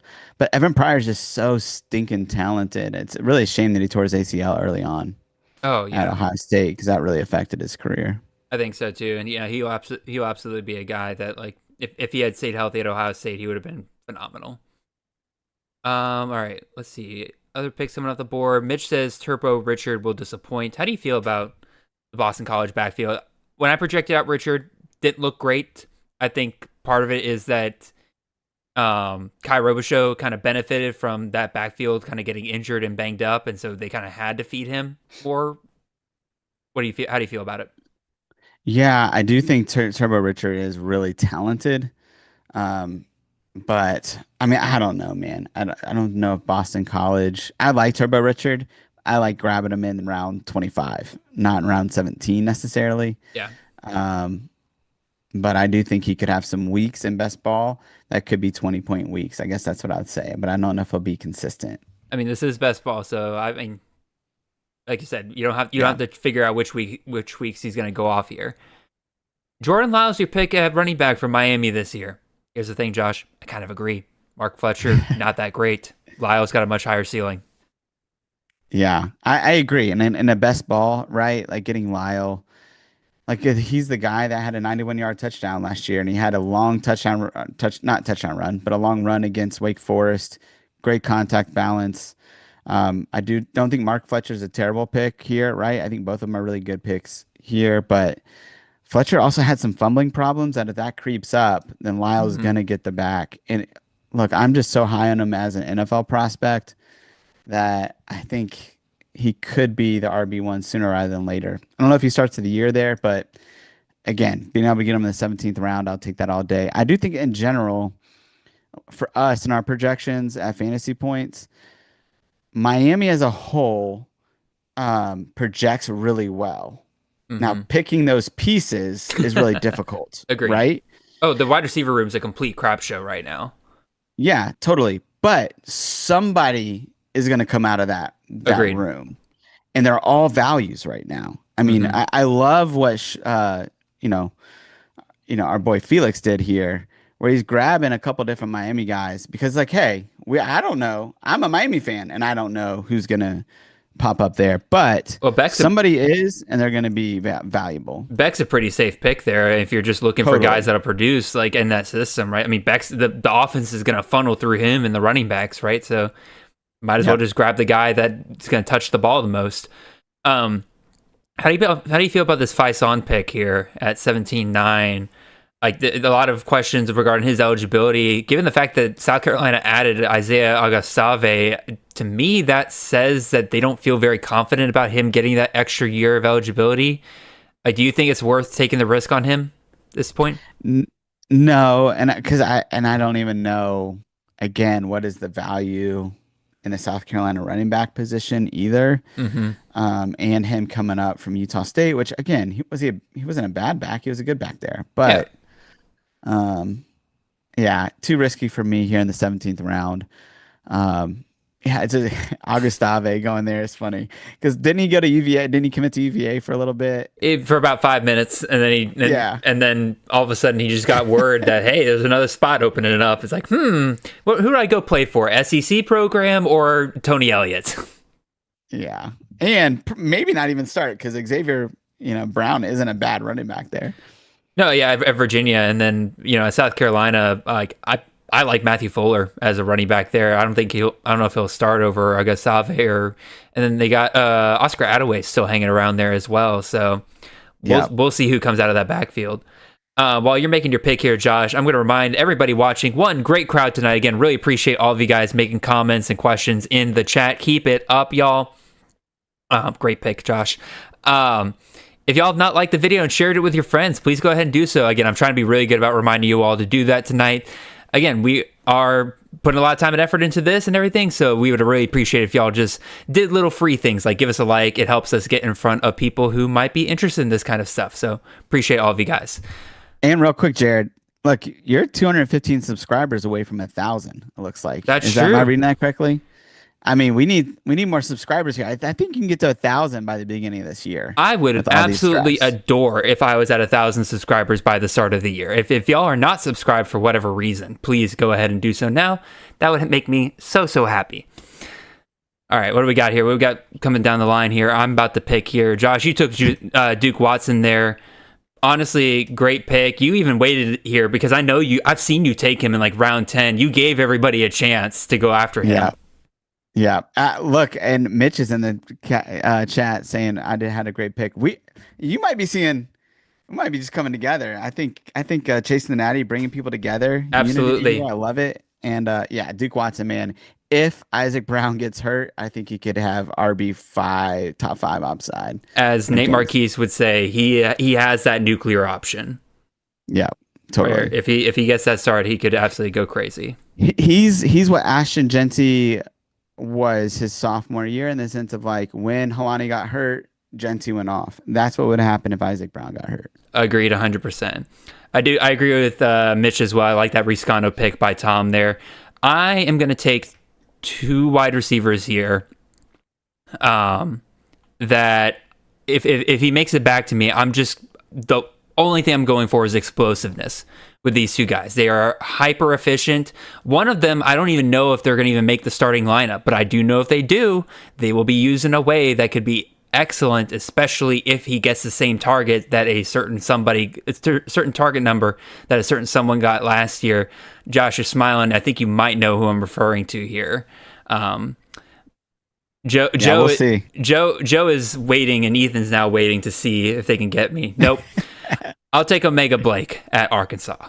Dude's hyper explosive, like crazy efficient last year at Charlotte. Like, was clearly playing above his level of competition there. Do I think he'll be able to replicate that at Arkansas? Probably not.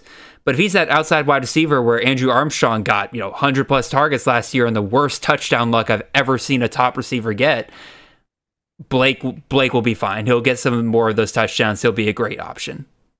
Yeah, Felix just picked Haas Haney here, which I think we all both love Haney's talent. Yeah. Do you have him projected as the QB1 there at Oklahoma State? As more data points kind of come in and everything, it seems like the beat reporters and Phil Steele and all of them seems like it's starting to point towards Flores being the starting quarterback there.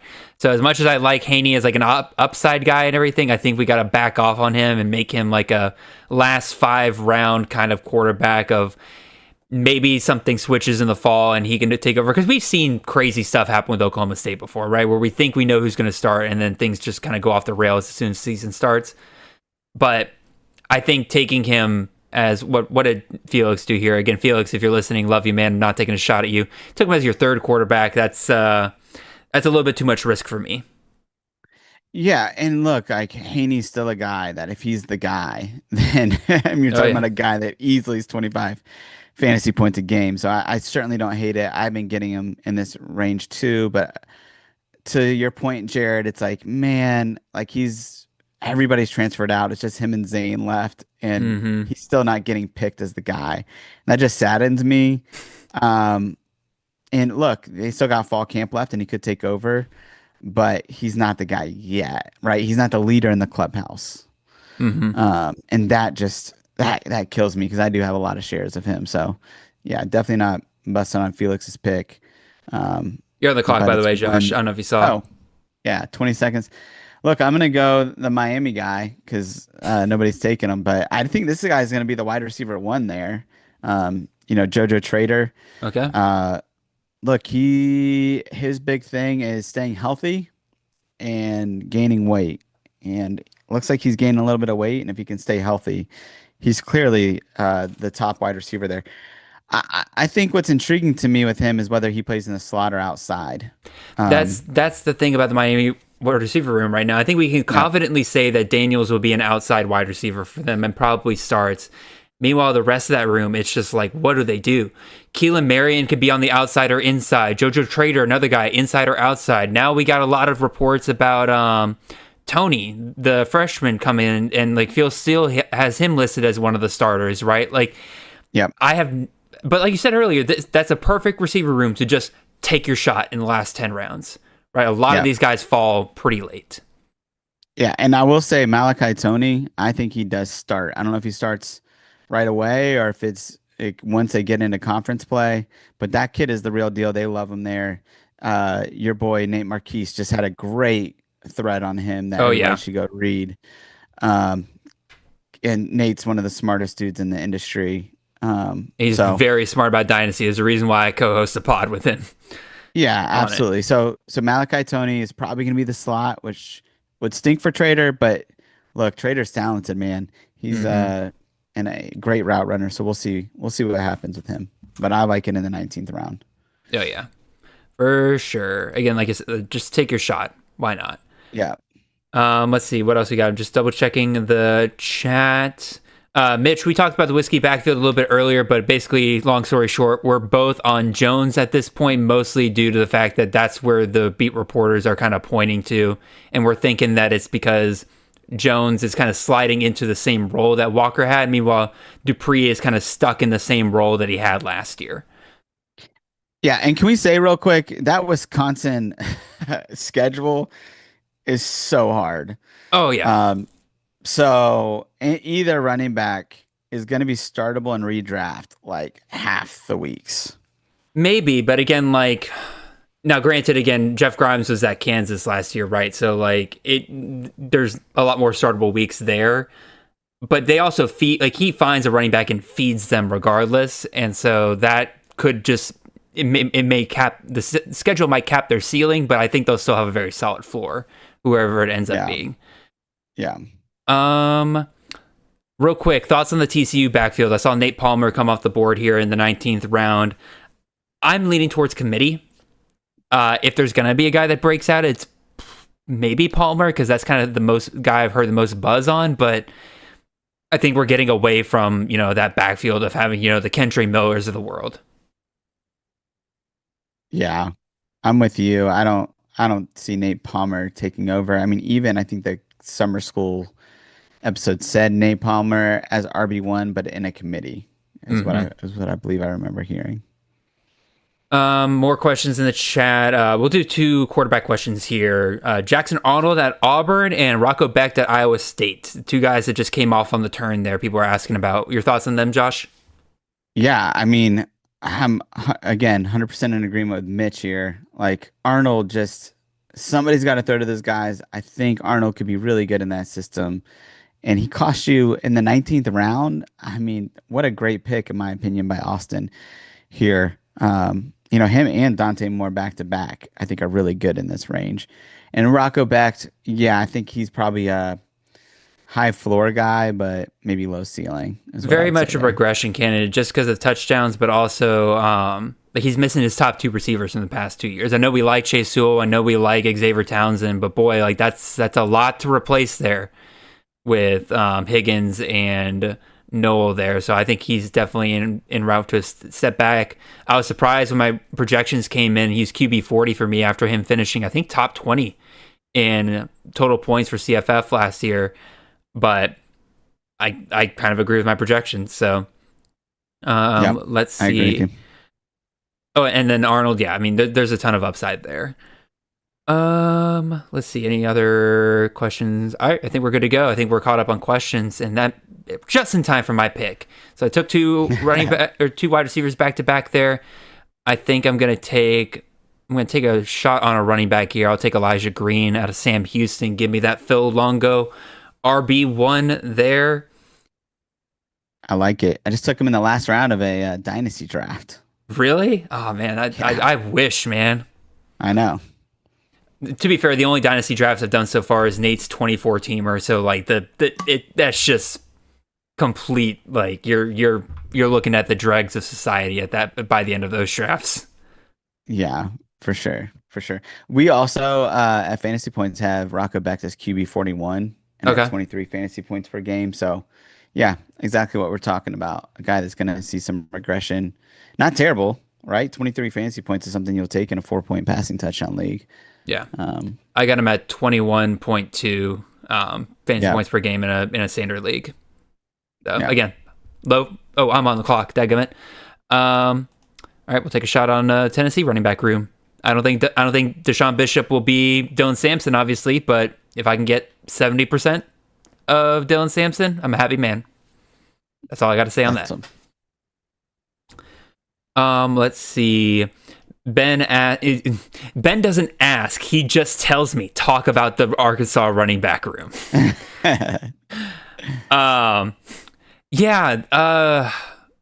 It's hard because I liked Braylon Russell coming out of high school, and I was stoked to see him get, a ton of usage in his freshman year. And obviously with Jaquindon Jackson gone, he seems to be that next guy up.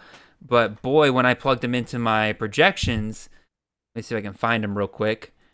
He's in here somewhere. There you go. Yeah, RB 103. Just absolutely disgusting. But I think a lot of that has to do with the fact that the top running back for Bobby Petrino the last couple of years has averaged about 150 touches on the ground, only 15 targets. Like, that's just a pretty low ceiling for him there. And then you got, Taylon Green in that backfield still. He's going to get a ton of carries there. I don't know. I'm a little hesitant on Braylon Russell. What are your thoughts on him? Yeah, man, if he only had to run like 5 yards at a time, I'd love him. But I'll never forget when he had that 99-yard almost touchdown run, and he comes up with a pulled hammy about 30 yards in. I'm like, dang, bro, this Uh-huh. dude's so slow. I was out on him on any CFF stuff from there on out. Sorry. No, I mean, totally fair. Again, he's not like based on what I saw last year. He's not really going to be a guy that's going to make it to the NFL or anything like that. So that opens the door for if Arkansas gets somebody out of the portal, not this year obviously, but in the coming years, like it could spell trouble for them. Yeah, for sure. All right, love the upside pick at quarterback there. Love the upside pick. Yeah, I like Landria, man. I think he's a guy that was playing at too high of a level at UVA, but in this system that's going to make it super easy for him, he could have some value there. V. Yeah. Also, Fred, or I forget what your actual name is, but you go by Flannel Fred on Twitter. Caden Robinson is out of eligibility. So if you're listening and everything, just shoot me a message to replace him on somebody. Yeah, again, Calandra is the perfect last 10 round upside play at quarterback. He's your 5th quarterback. Love it. Yeah. Love it. Shoot for a guy that's going to get you 30 points per game, and if he doesn't, you rely on the guys you drafted ahead of him to carry you through the rest of the year. Any concern at all about Alex Orji getting that start? I mean, Bainbridge is a Michigan guy, and he laughs off Orgy every time it's even brought up. So I know. I'm gonna go with that guy. Yeah, I'm in the same boat. So, all right, I think I'm gonna end up waiting on wide receiver because now, again, tomorrow's CTN episode is wide receivers that you can get in the last 5 rounds that have really good upside. My queue is just filled with those wide receivers at this moment. And so that tells me, hey, for the next 5 rounds, don't touch wide receiver. Grab some other positions. So I think I'll grab one tight end here that I like with some pretty good upside as long as he comes back from his injury okay. And then quarterback, again, a lot of fun guys, and I'll probably just take some upside shots on some of those guys. Ooh, I'll probably grab him. He's not somebody I've grabbed a ton of shares of, and hopefully as a junior he can finally put together that season we've been wanting him to do for so long. I don't know if you can tell who I'm hinting at. I stuff on that one. I missed your point. No, you're good. Yeah, it's all good. You took your shot at the Ole Miss running back room though. Kewan Lacey, what do you like about him compared to guys like Damian Taylor, Blanket, or Shakai Mills Knight coming in? Like, what do you like about Lacey? Yeah. I like Lacey. Yeah, I like Lacey too. Again, I'm going high upside here late in the drafts. I do think Logan Diggs is probably the RB1 to start the year, but oh man, Lacey, Logan Diggs, that was the other name I meant. Yeah, 10 700-meter guy, and he weighs 200 pounds and has great contact balance. Those are combinations I love to see. I just think he's so talented that it's just a matter of time before he takes over. But it's like, man, we haven't seen a lot of production outside of Quinshad Jenkins there at Ole Miss at the running back position. So I don't know, but Lacey's a guy I like on talent, and so I've just taken a ton of shares this year. Hey Chapo, sorry to do this to you again, brother, but Taylor Thompson is out of eligibility as well. I know it's frustrating, but just shoot me a message when you find who you want to replace him with. All right, I'm on the clock here. I'm going to take my, what is this, 5th quarterback? Yeah, I'll take an upside shot on a guy in his junior year. Heavily entrenched as a starter now. And hopefully he can just, with some experience, with, his top wide receiver coming back, maybe this is finally the year he can really put it all together. Yeah, Raynor's incredible, man. I mean, he's a guy that should absolutely be averaging 25 fantasy points a game at least. Should be, but hopefully, like you said, he's gonna. I mean, his legs are just so awesome. I don't know why he doesn't use them more, and then why they hold him back in that system. It's kind of frustrating, to be honest. Mitch asks, he likes the Wake passing game more than others. Thoughts on the Wake passing game? I love Carlos Hernandez. I've loved him since he was a freshman. Micah Mays has gotten a lot of buzz this year. Here's the thing that really holds me back on that Wake Forest offense, though. Robbie Zell is the offensive coordinator. He was the offensive coordinator for South Alabama last year. On paper, that sounds awesome because that means we should be getting a top-end wide receiver in terms of targets. Problem is Zell did not call plays. that was still Major Applewhite's offense and everything. So I have no clue what Izell actually runs when he's the one making those decisions. And he will be the one making those decisions this year because Jake Dicker is a defensive-oriented coach, right? So it's like, what does he do? Does he have a guy that he can replicate, Colin Lacey, Pritchett, guys like that, right?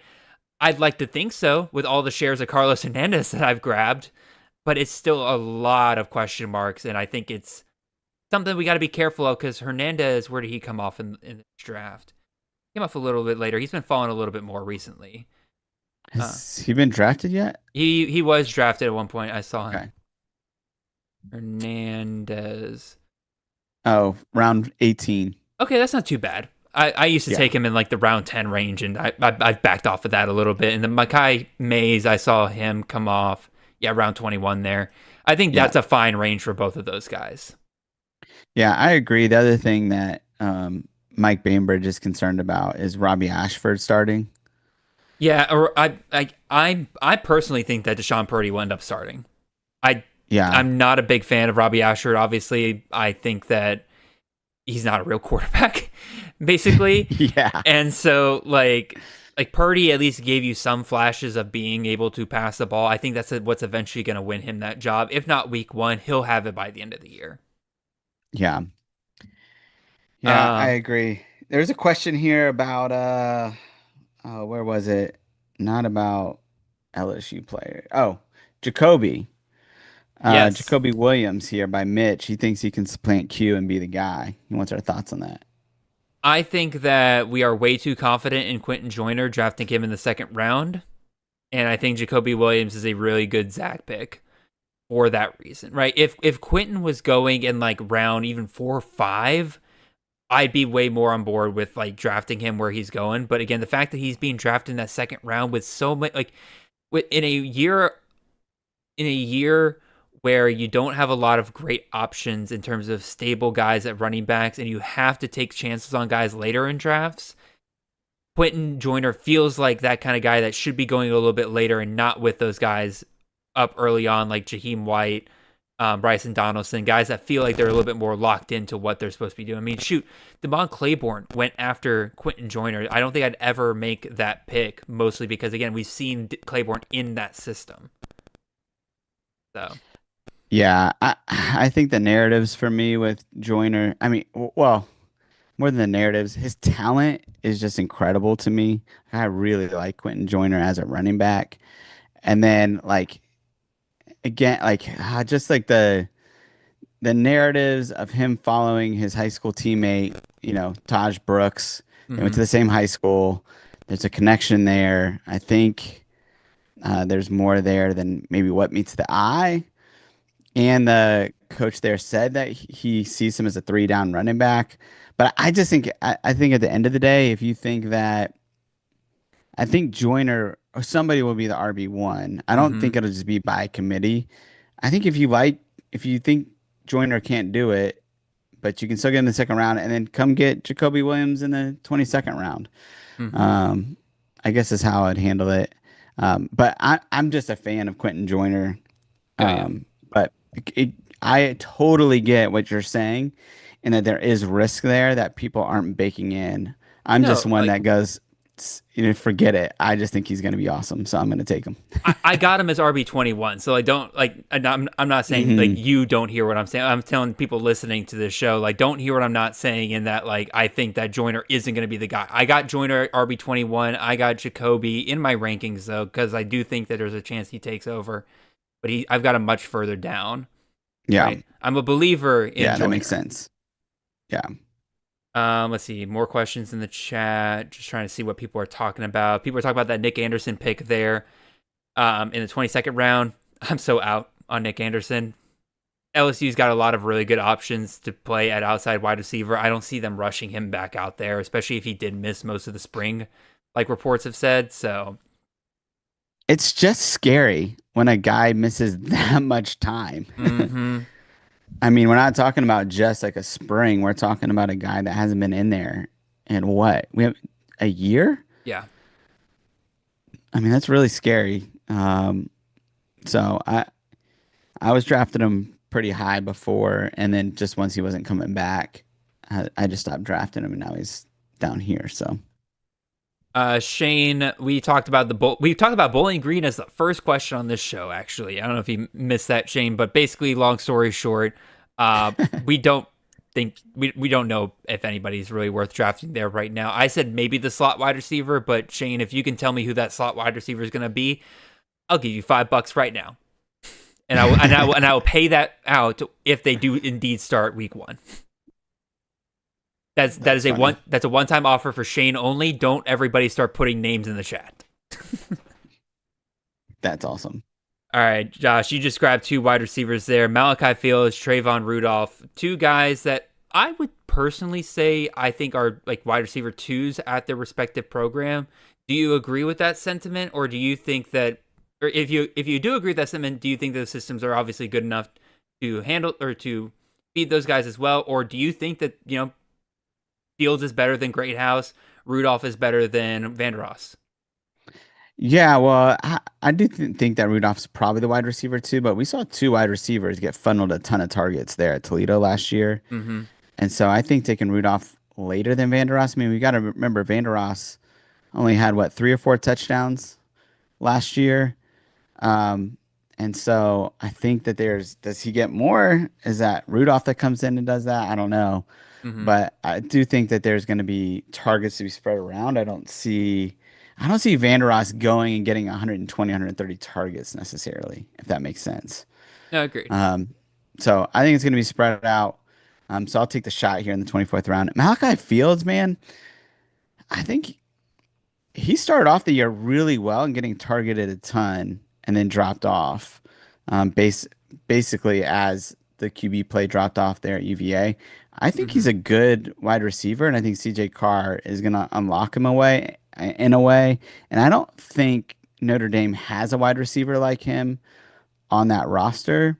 You have a lot of the other guys like, even Faison, Greathouse, that are more like 6 foot range, right? 6'2". But Malachi is a little bit bigger, and I think CJ Carr will target the outside wide receiver a little bit more. I could totally see that. I just am I think I'm avoiding Notre Dame wide receivers just a little bit because I think they're just going to spread it around too much. I do agree that Carr will throw more, obviously, than, Riley Leonard or Jaden. Well, Jaden Daniels threw that LSU offense in 2023, which is absolutely insane, right? But, like, I don't know. I just think that they're going to end up spreading it around a little bit too much for me to really love any of those options at Notre Dame. I do like the Rudolph call, though. He's a little inefficient, though, compared to like Kerwan Newton. So yeah, and I think yes, absolutely. They're different wide receivers. I think that's a good way to put it, and I think that's what you're saying. And I am interested to see, how does Rudolph win? Right? Is it going to be explosive? Is it going to have like 4 20-point weeks? Right? Which again, I'll take that in best ball in this range. And I do like him in best ball for that reason. Why he's more of an explosive guy when he's fully healthy. All right, I'm back on the clock here. I took London Montgomery with my last pick. That's a guy that I'm starting to get into a little bit more because I honestly forgot that Rajay Harris had like 200 touches last year. And my thought this whole time was like, oh, they're just going to do committee. But no, London Montgomery, I think, is pretty much easily their best back they have there right now. So I'll take another running back, I'll take another running back here that I've been wanting to get more shares of, and that's Maurice Turner there at Tulane. We know that John Summerall likes himself a workhorse back. It sounds like Turner's starting to pull away from that competition a little bit. As much as I've liked Arnold Barnes, I think Turner's got to be the guy you go with in that backfield right now. Oh, I might have a pick later here in the draft that's gonna be my RB1 for Tulane. Is it gonna be Jamari McClure? I'm a McClure guy. I listened to the G5 Hive podcast, and they kind of mentioned the thing that kind of worries me, where one, he's apparently had a bit of a turnover issue in practice, and that two, like, he's an athlete playing running back still, and that there's still a lot of the intricacies of the position they still has to learn, like, pass blocking and stuff like that, and that's the reason why he hasn't made that step up. But he did say in that interview that, like, if he ever does figure that out, McClure could be absolutely monstrous. Yeah, I think he's the most talented running back in that room. The question is whether, he can figure out the pass protection and that type of stuff. But like you watch him run and he's got a burst that those other guys just don't have. Hmm. But we'll see. I mean, again, that my philosophy later on in the draft is I see like my problem with a Turner personally is that I think if he's the guy, he's going to be a running back by committee guy. Like I don't think he's a guy that breaks away from the pack. That's the thing, though. Like, I kind of would agree with you a little bit, but like that's just not the way they've been talking about him recently. So, Yeah, a lot of so did the Louisville staff, and then he got fair, overtaken. He's just that, not talented. that's I fair. mean, that's the problem with Turner. Like he's just not a good back, and so we'll see. I mean, maybe he's the guy, but I've never seen it from him. I like your Horton pick here. I think it's it's a cliche, but I do think it's a boomer bust pick, right? If he's wide receiver 3 for Bama, that's going to be tough for him. Yeah, He might have 1 or 2 big games, which again, this is best ball, so that's great and all, but you are playing to the fact that he is apparently really good friends with Ty Simpson, and Bama went out of their way to get him out of the portal as their wide receiver addition. So, bro. And listen, like I'm a Miami guy. I think Miami offered him $1 million to stay, hmm and he didn't. So my question is, what is Alabama paying him? And I mean, they're like not that strapped for connection, cash. right? And that connection that he has, I mean, he was scoring multiple touchdowns in almost every scrimmage in the spring.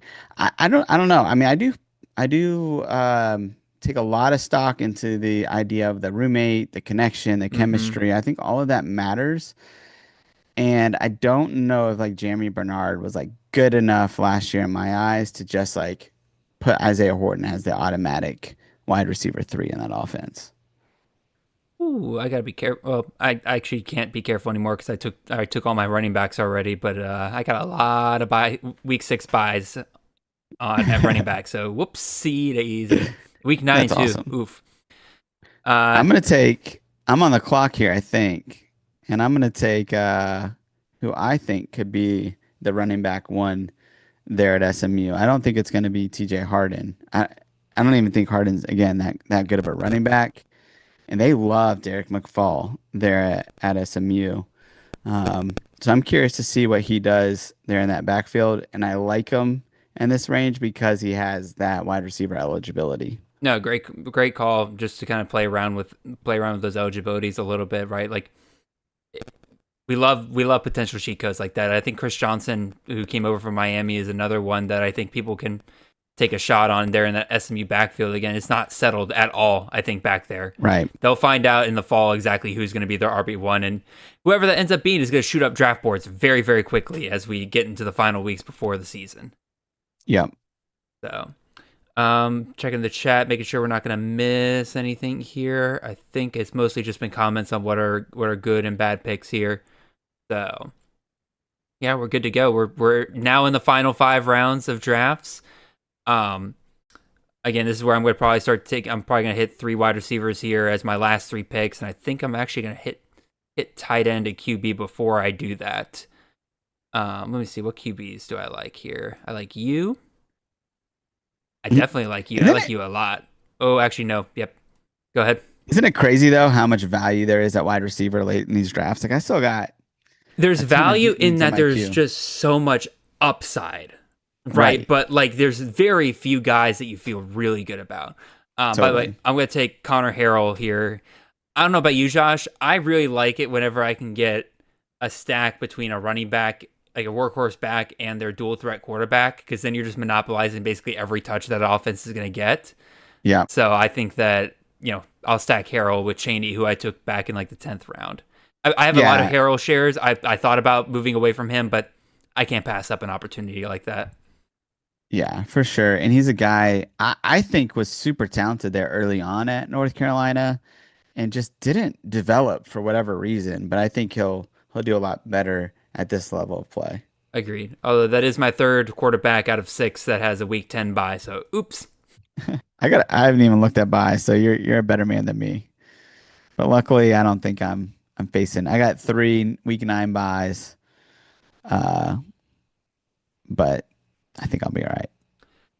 I don't know about you, Josh. I've been normally taking about 3 tight ends, 4 if I'm feeling it, and I'm feeling it this draft. I think I'm going to take my 4th tight end here, take Eli Raritan out of Notre Dame. Again, just do I think he'll, be a Michael Meyer and lead Notre Dame receiving? Probably not, but we know that Mike Denbrock loves to utilize tight ends. That if Raritan is going to finally put it together here in his senior season, I'll take that upside.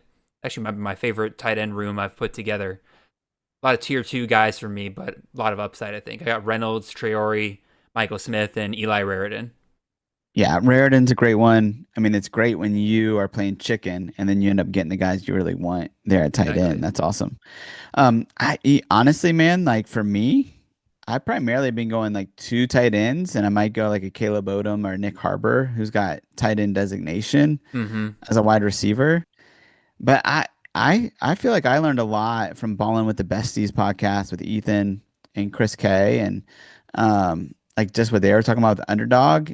And I'm just taking like guy high upside tight ends and trying not to overlap bye weeks too much. And so like Mm-hmm. I got Matt Lauder and Elijah Lofton, and I'm like, man, I'm just gonna roll and then just try to get more wide receivers and running backs um, that I'm gonna pick up. Especially when, again, it's the most volatile position in all of college fantasy, unless you count kickers and DSTs, and we don't even provide rankings for those for a reason, right? Because it's just like, how do you even project those? Um, Yep. I agree with you. Like, listen to Ballin' by Bestie. They were the ones that kind of got me to come off of like 4 tight ends every single time to where I'm more comfortable taking 3 tight ends. I still think in a 30-round draft, you still probably need about 3 tight ends. I'm not sure I'm comfortable with 2. I know they talked about in like the 20-round underdog draft just going 1 tight end.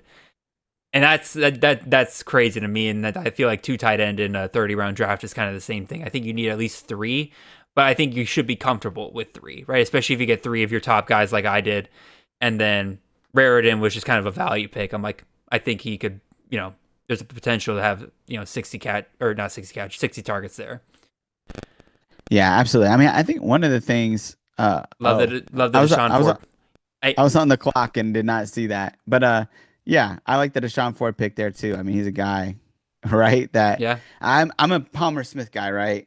Full blown, but there's enough we there's enough can't smoke there. ignore. Yeah, right. I would, if you're gonna pick Palmer Smith, I think you went in the 4th round in this draft by Shane.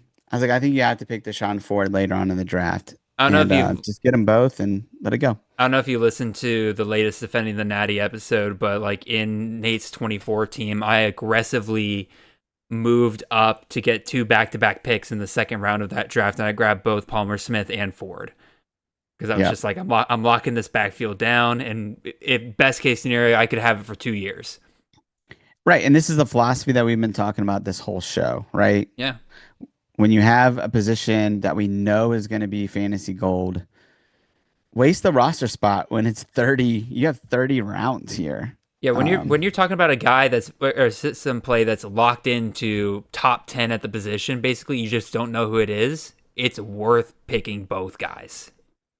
yeah. Miami receivers are a little bit harder because again, it's just so all over the place as to who could be playing where, right? Yeah, totally. But like Yeah, the absolutely. but like the Yeah. North Texas quarterback situation, it's gonna be one of 2 guys. Just grab both of them and pay up a little bit even if you have to. Right.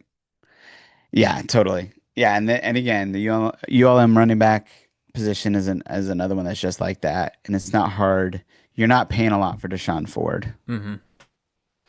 All right, I think these last 3 rounds are going to be a teaser for tomorrow's CTN episode because basically the top of my queue is just filled with guys that are right in that range. I love it. So that'll be fun. And maybe we'll see if anybody else can snipe them on me. Again, these are guys that are typically going undrafted. So Awesome.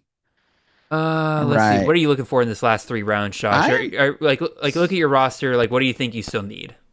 Yeah, so I have 5 QBs, which is about what I've been going. I'm trying to go one less QB this year than last year, where I was taking 6.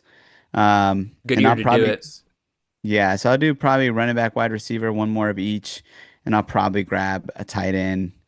here at the end, like we're talking about. Like I'll, again, usually go after a Caleb Odom, wide Mm-hmm. receiver, tight end designation. Here, again, I'm going to double up on a position that, look, I think we're gonna see the old Zach Kitley offense, and Yeah, so I'm gonna go FAU Sean Wilson as an great pick. outside option there. Um, in the 28th round, he's a guy I feel very comfortable getting. And yeah, I think Kitley was definitely held back a little bit by Joey McGuire and the number of attempts that he For was sure. he was going after. Again, McGuire's going to want to protect his defense, and if you have an offense that's going too fast, right, that defense is going to be hung out to dry. So he definitely told Kitley to kind of cut back a little bit. I mean, I might, because that's the theme right now. I'll take another wide receiver from another offensive coordinator I think was being held back at his last stop. We'll see if Shane's good to go. We'll see if Felix lets me get him here. I'm pretty sure Felix doesn't know I'm in on this guy. You know what? I'm gonna grab. All right, I'm on the clock here. There we go. I'm gonna grab Malik Phillips out of Sam Houston. Go after that Phil Longo offense.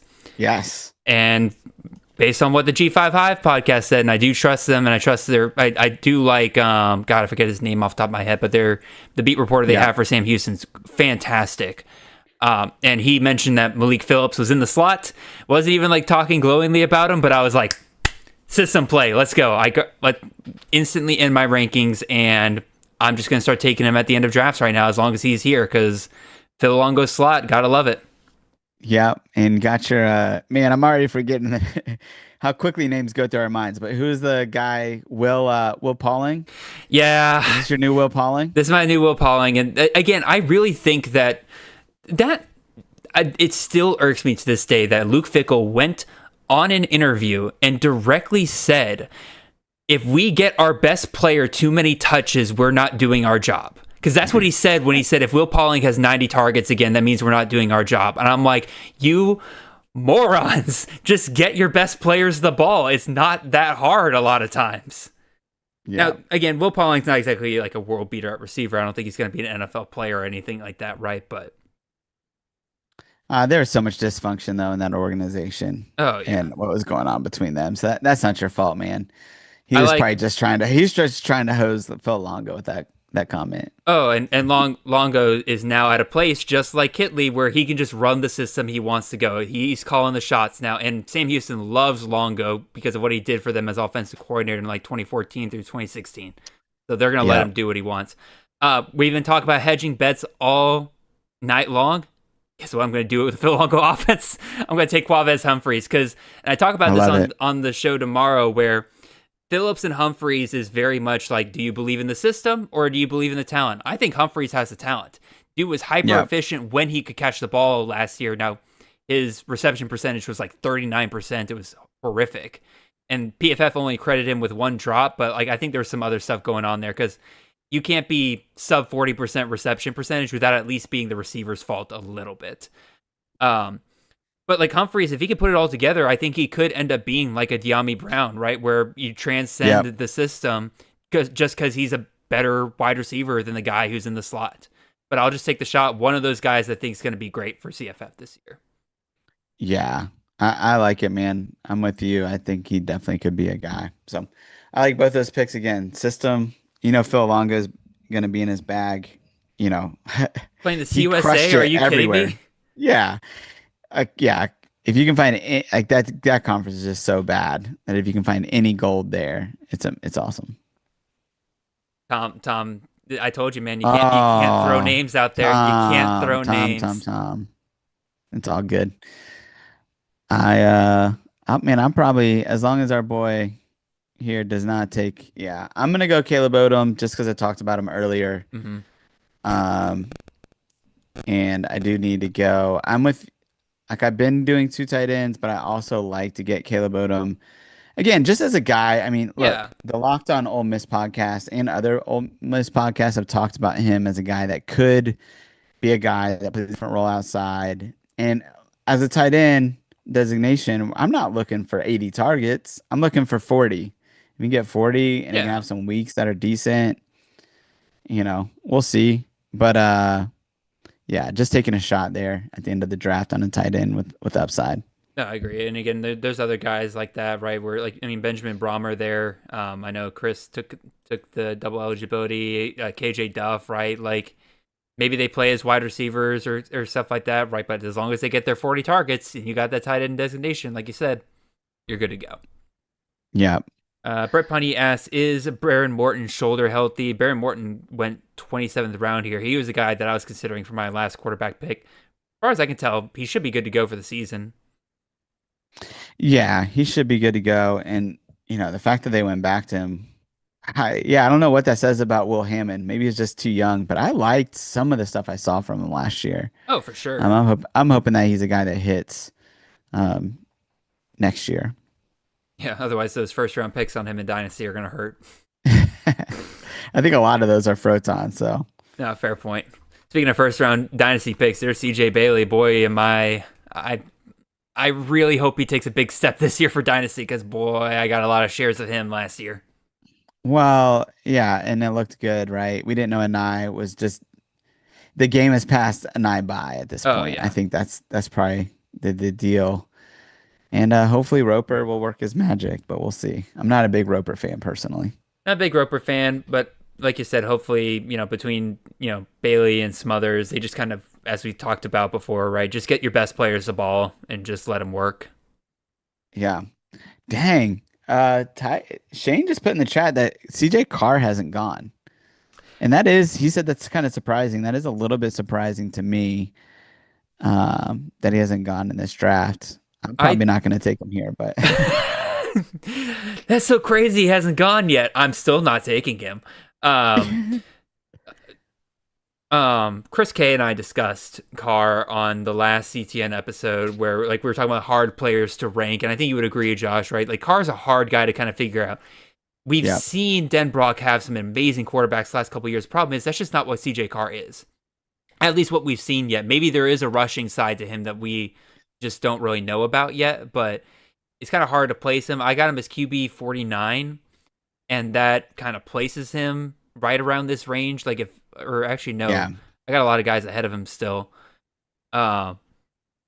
Which is, again, I think to your point, though, that you have a lot of guys ahead of him, and there's probably been, 60 QBs taken? Yeah. Right? I don't know. I mean, it's just a deep year for quarterbacks. Such a deep year, right? Yep. So there's going to be guys like Carr that are probably going to be on your waiver wire. And it'd be interesting. We'll cover this at the end of the draft here and everything. Oh, I like the Rashid Williams pick there. Dude, I've been getting him everywhere at the end of these drafts. I love that he could be the wide receiver too there. I almost put him as part of my episode tomorrow for CTN. The only thing that kind of holds me back is if I was just certain that he was the slot and if Evans was the outside and everything, I'd be way more in on Rashid Williams, right? Because that slot is going to get pepper. But problem is I don't know who that's going to be. Is it Williams or is it going to be Kevin Green? I don't know. And if it's Green, it's just that's just not a talent play, which is annoying. Mm-hmm. It should be Rashid Williams, but I am mad that we didn't get Denzel Boston in the spring because that put Rashid Williams on the outside. Yep. When we could have seen him in the slot. Well, Evans was injured as well, right? So it was a double whammy. Yeah. I just took my last wide receiver here. I'm taking my shot at the wide receiver 1 from Minnesota. I'll take Javon Tracy. Yep. It's a good one. And then. Yeah, that's pretty much the end of the draft. Chris B will finish us out here. Tommy Harvey says Joey Aguilar season. Tommy, did you take Joey Aguilar? You can't be putting that in the chat if you didn't take Joey Aguilar, Tommy. Shame. Tommy, you took Evan Stewart, brother. Man's out for the year. Oh, Tom. Maybe he ran out of time. Maybe he's practicing for the Kings Classic. Yeah. Tommy says questionable, brother. That if it is remotely true what his injury is rumored to be, he will not play it down this year. All right. I think Tom's telling us that he has inside info. That's what he's saying. I agree. Let's give him the. I'll give him some grace. All right, Josh. What we like to do at the end of each of these drafts. First of all, if anybody's got last questions, any last questions and everything, let me know. But Josh, while people are kind of getting their last thoughts in here, We'll go through each position. Who are you kind of surprised didn't come off the board? I'll start with quarterback. A couple of guys I'm kind of surprised by. Luke Altmaier, very safe quarterback play. I think I'm surprised by that. Aiden Childs, everybody loved him after his first year, and now he's going undrafted. That's kind of crazy to me. Darian Mensah, man, that's kind of one of my guys where I'm defending him wherever people take him. I'm not drafting him high or anything. Obviously, I didn't take him in this draft, but like, I know some people are just out on him. I'm like, well, Malik Murphy's not a good quarterback, and Darian Mensah is a clear upgrade, and they will throw 400 times. So I like him a lot there. Bishop Davenport, South Alabama, could be a fun one. My boy Gunnar Stockton, if that offense gets back going this year, he's got dual threat ability. That could be a ton of fun. Dylan Raiola out of Nebraska, going undrafted after being a first-round pick in Dynasty Leagues last year. He's starting, but kind of crazy how much a year changes. Yeah. I mean, I mentioned CJ Carr before, right? He's a guy that didn't get drafted. Bo Pribula is a guy that if he can actually throw the ball, he could be. I mean, that offense put up 25 fantasy points a game there. The quarterback, 2 years ago. Well, he's a quarterback last year. What's his name? How am I blanking on his name? Cook. Yeah. Brady Cook. Yeah, Brady Cook, 2 years ago, put up 25 fantasy points a game. I could totally see Pribula doing that if he can throw the ball at all. And I think you mentioned Altmaier already. Another guy, MJ Morris, from Coastal Carolina, is a guy that could be pretty decent if he wins that job. Raid. Yep. So, and a dual threat guy. So, I think those would be the main guys I would point out. Oh, Walker Agette is another one that, again, like the reports there out of San Jose State are really good. We just drafted 3 of their wide receivers. I still can't get that one game out of my head from last year. We went like 4 for 22. That was so painful. That wasn't the rain game, though, was it? That was the rain game. Oh, man, that game was brutal. That hurt me so bad. I think it was like the first week of fantasy playoffs, wasn't it? Like that just destroyed hopes everywhere. Running back, not as many surprises here, I'd say. I'm surprised, again, nobody took shots on the Washington State running backs after, again, they've been very efficient at the FCS level. Jordan Brunson's a guy I like at Miami of Ohio this year. I think he could perform well. Who else we got here? Yeah, just a lot of committee pieces and everything still in my rankings here. I know Javon Ducker at Temple is a guy that people have been kind of shooting for a lot recently. I'm surprised nobody took a shot on him there. I'm personally out on him, but I know other people are in on him. What about you, Josh? Running backs? Yeah, I mean, Elijah Davis from Lafayette, I like his talent. I don't know if he'll get the production or the opportunity, but another guy here, Jason Patterson, could be the RB1 there at Kentucky. That's pretty interesting. There was another, Jadarian Price from Notre Dame. I mean, he's a handcuff guy. Yep. I absolutely think that, look, we saw Love get dinged up in the playoffs. I can see Jadarian Price being a guy that could have some value for sure. And Greg at W Warehouse on X, he's a Notre Dame guy, and he takes a ton of shares of him. So when I see a guy that's a big fan and a good analyst to get a lot of shares of a guy from the school that he knows the best, I tend to think highly of that guy as well. Yeah, for sure. It's like seeing Nate draft Giovanni Gibson right at the end of drafts now. It's like, okay, got to pay attention to that just a little bit. Right. Yep. Before we hit up wide receivers and tight ends, we did have one question in the chat saying, is this the highest Trey Wisner has been drafted? I like it, by the way. Moved him up in my rankings after the Fantasy Points podcast, so good on you, Josh. I've made it very clear. I think Trey Wisner just needs to start going in like the second round, early third. Like, we got to stop playing with that, I think. I don't think Baxter's going to be overtaking him. Yeah, I think this draft was maybe the beginning of changing that, right? Where he goes in the second round, CJ Baxter goes in the 13th round. And, man, I hate to say that that's too high for CJ Baxter, but I don't know what to do with Baxter yet. But Wisner, I think going top 3-4 rounds is a must at this point. And Colin Hoffman in the chat, he said, where did Scudero come off the board? You took him in the 15th round. Right. So, again, very big gap between Scudero and Coleman right now. I've seen it, though, where Scudero gets drafted pretty high sometimes. There's some people who are really, really in on him. So, wide receivers, Josh, that went undrafted. Who are some guys that you're looking at? Yeah, I mean, what this is a deep cut here, but a guy that I'm interested to see what happens is Raylan Sharp at Arkansas. He's a guy that was with um, Bobby Petrino at Missouri State and had some Mm-hmm. production. So obviously, Omega Blake is probably the guy, but Raylan Sharp is a guy that I think is interesting. I think we Mm-hmm. just need to watch reports in fall camp, and it could be a waiver wire guy. But Jacquez Petaway from ECU, he's the slot guy there. The kid runs a 10-200 meter, Yeah. and at the G5 level, like that type of speed could be really dangerous. And Um, again, a best ball format could be really good. One other guy, Malachi Tony yeah. from Miami, I do think is a guy at the end of these drafts that needs to be considered if you need a wide receiver because he'll probably be the slot sooner rather than later, and we know what the slot does in Mm-hmm. this system. No, agreed.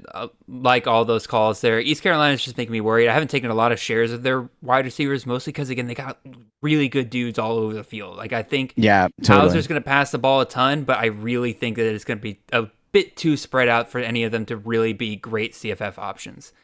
I'm just going to list names here because all of these guys I'm about to mention are guys I talk about on the CFF podcast or CTM podcast tomorrow. So you'll hear my analysis fully on all those guys. Jaden McGowan out of Charlotte, Chris Hunter out of Arizona, Anthony Evans out of Mississippi State, Trell Harris out of Virginia, Brady Cluse out of Memphis, and Griffin Wild out of Northwestern. Those are good ones. So, tight end. I know again, like tight end just becomes a crapshoot at some point for all drafts here and everything. But any deep shots, if anybody's in a like drafting guys in the last couple of rounds that you think are worth taking a shot on? Yeah, I mean, I think a guy like Tavion Galloway at Middle Tennessee, Yep. I think he's interesting because he was a 4-star and he's dropped down to Middle Tennessee. We know what they did with Holden Willis, Mm-hmm. and so that's a guy that I'm interested in. Bauer Sharp is another one. I mean, I'm a big Trey Green fan, but I do think Bauer Sharp's going to get on the field in the red zone. I don't think he's a high ceiling guy, Mm-hmm. but I think he's a guy worth taking at the end of drafts potentially because he could be the tight end one there. I mean, Trey Green is super raw. He Yep. might be too soon for him.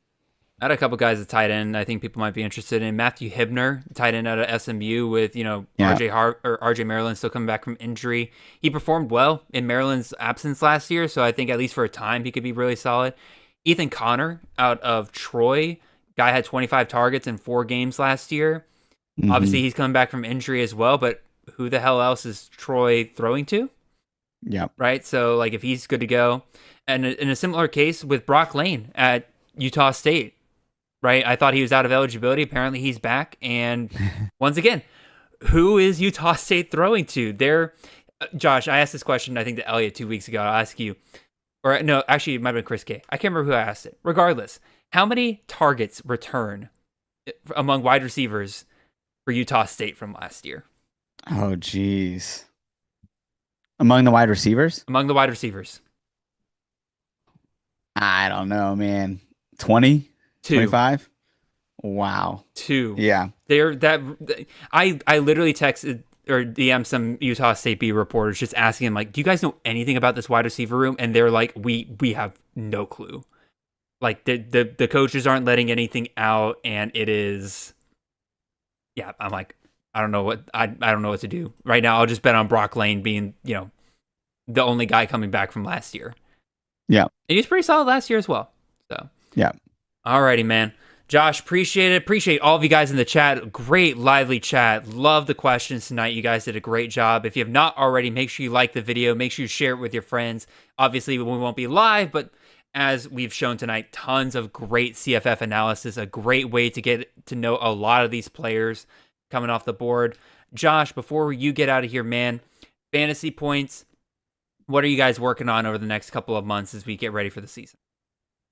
Yeah, we are putting together a preseason guide, a little bit different than what you guys do, or even what anybody else does, really. It's just a preview of our top 25 at each position with a profile and some projections. We just want to show people what our work is like, and give people a little something for free.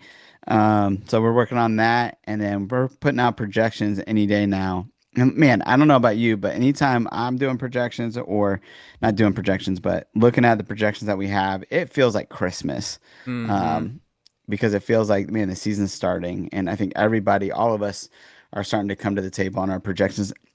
And Jared, are you doing projections for Campus Canton this year? I mean, you keep talking So about projections. So I have my own projections that kind of help me with my rankings, right? It was something I Okay. kind of realized last year that especially it started with wide receivers where I was too heavy on just looking at volume and realizing Hmm. like it doesn't matter if a guy gets 100 targets if he's not catching more than 50% of his balls. If he's getting Yeah. 100 targets and he's only averaging like 9 yards per catch, like that's not going to be a CFF wide receiver you're going to want, right? So Yeah. I started projecting that out a little bit more, including system, including what the player's done and stuff like that. And it just kind of snowballed into like once I realized that how much that helped me with my wide receiver rankings, I was like, all right, we're just going to do running backs too. All right, Yeah. quarterbacks, might as well. Tight ends, here we go. And it does help That's me. amazing. It helps me out a ton. And again, there's still some subjectivity to it, right? I have my confidence ratings that I put in there, and that kind of helps move guys up and down based on like how confident am I in that this guy's the wide receiver one? Not very. Yeah. So there goes 20 to 30% of his projection that knocks him down my rankings quite a bit. So um what's probably going to end up happening is the projections that I have are probably the ones we're going to put in our guide. We are Okay. working on in-season projections that are going to be more automated. We're still getting those put together, but in terms of preseason projections, again, we do 48 quarterbacks, 60 wide receivers, 60 running backs, 72 wide receivers, and 24 tight ends. I actually might have that off a little bit. Regardless, however many we do, I will have a projected line for each and every one of those guys that I Cool. will put in our guide. Do I swear by these yet? No, this is my first year doing them. But is it fun to just do it and put it out there?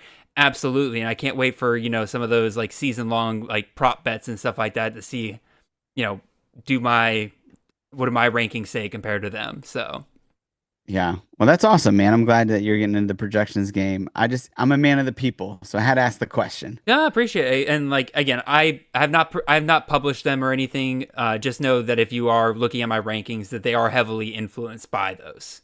Right, it does help me out a lot because I don't know about you, but like my wide receivers, it's like a couple guys at the top, and then boy, does it get like real smushed real quick. Where if I take like 5%, Totally. if I get 5% off of a guy, he could drop like 20, 25 spots, and I'm just like, ooh, I don't know if I want to drop him that much. Like, so Dude, it's crazy in projections. I mean, I don't know if people know this, but it's like the difference between like wide receiver 30 and wide receiver 60 is like half a point.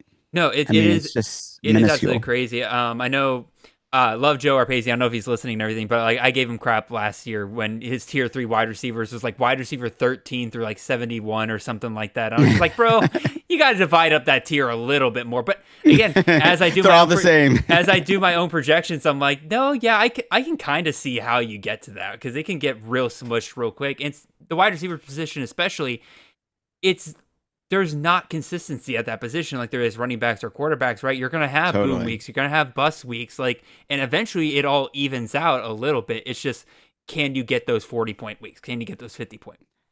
Yeah, when you go back and you look at projections and you're looking at the accuracy of them week to week, wide receiver is always the one that everybody doesn't do great on, or I should say, not as good as they do at other positions because Which they're harder to project. which then leads to kind of two fun schools of thought, right? Of like, do you then draft wide receiver early in a draft because there's very few guys that are set in stone to be good, or do you play with the uncertainty and say like, well, half those guys going in the first 4 rounds are probably going to be busts anyway, so I'll just wait.